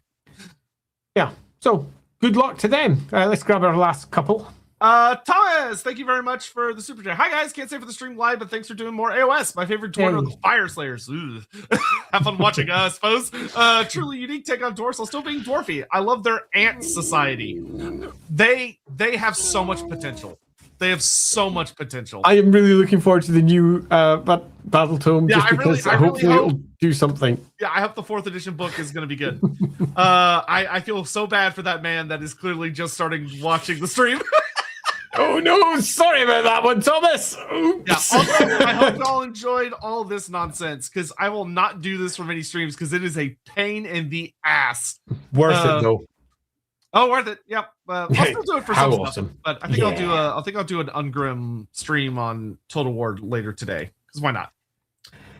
Yeah, so with all that said, thanks all. You kick ass. It's nice for us to be back. We will be back again this coming Tuesday to do whatever we decide once the stream's finished. And next Sunday, we will be doing much the same, deciding what it is before next Sunday. But yeah, it's nice to be back. Nice to be back in the chair. It's 99% sure we're doing Talia next Sunday. Yeah, me too. I think Talia needs to be done, and I'm looking forward to doing it because Talia kicks ass. I really enjoyed that. I'm really enjoying and looking forward to doing more Age of Sigmar. For all this stream might have come across relatively negatively as we moved our way through this one. I've found going back to the books, even the ones I was less keen on when I first read them and reading them again, they're not as bad as I remember. I had a lot of antipathy towards Age of Sigmar at the beginning. I didn't like a lot of it. And because of that, I didn't give it the fair shot that perhaps I could have given it.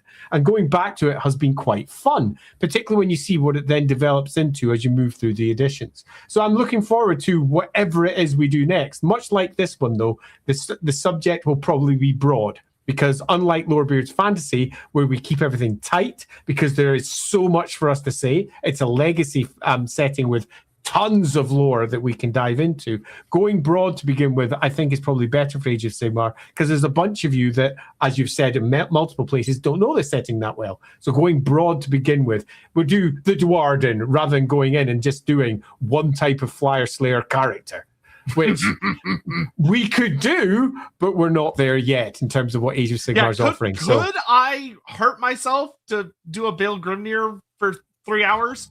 Oh, sure. hell yeah. Do I want to yet? No. So that being the case, if you've got ideas, drop it into the comments if you're watching this in the video on demand later on YouTube, or alternatively, dive into our Discord, drop in there, tell us what you'd like to do. We've got an Age of Sigmar section, which is just sitting there. Open up a new thread, or open up a new post. You're better doing threads because we're more likely to spot them than a post that just vanishes in the general chat, because the general chat just scrolls by. Dive in, do a thread, say, I'd really like to discuss this, because whenever Ryan and I are sitting down deciding what we're going to do next, we often dive into Discord just to have a quick check to see if anyone said anything new. Do dive in, do engage, and give us some ideas for what we should do next. But other than that, thank you all so much. It's been awesome. Yeah, we will be back on Tuesday, and there will be more news and stuff coming soon. I will say there is no book club today due to some various circumstances. Book club will return when it can. Very soon. Well, pretty soon, I believe. Yeah. But thank you all very much for watching, and we will see you guys later. See you until then. Bye-bye. Bye-bye.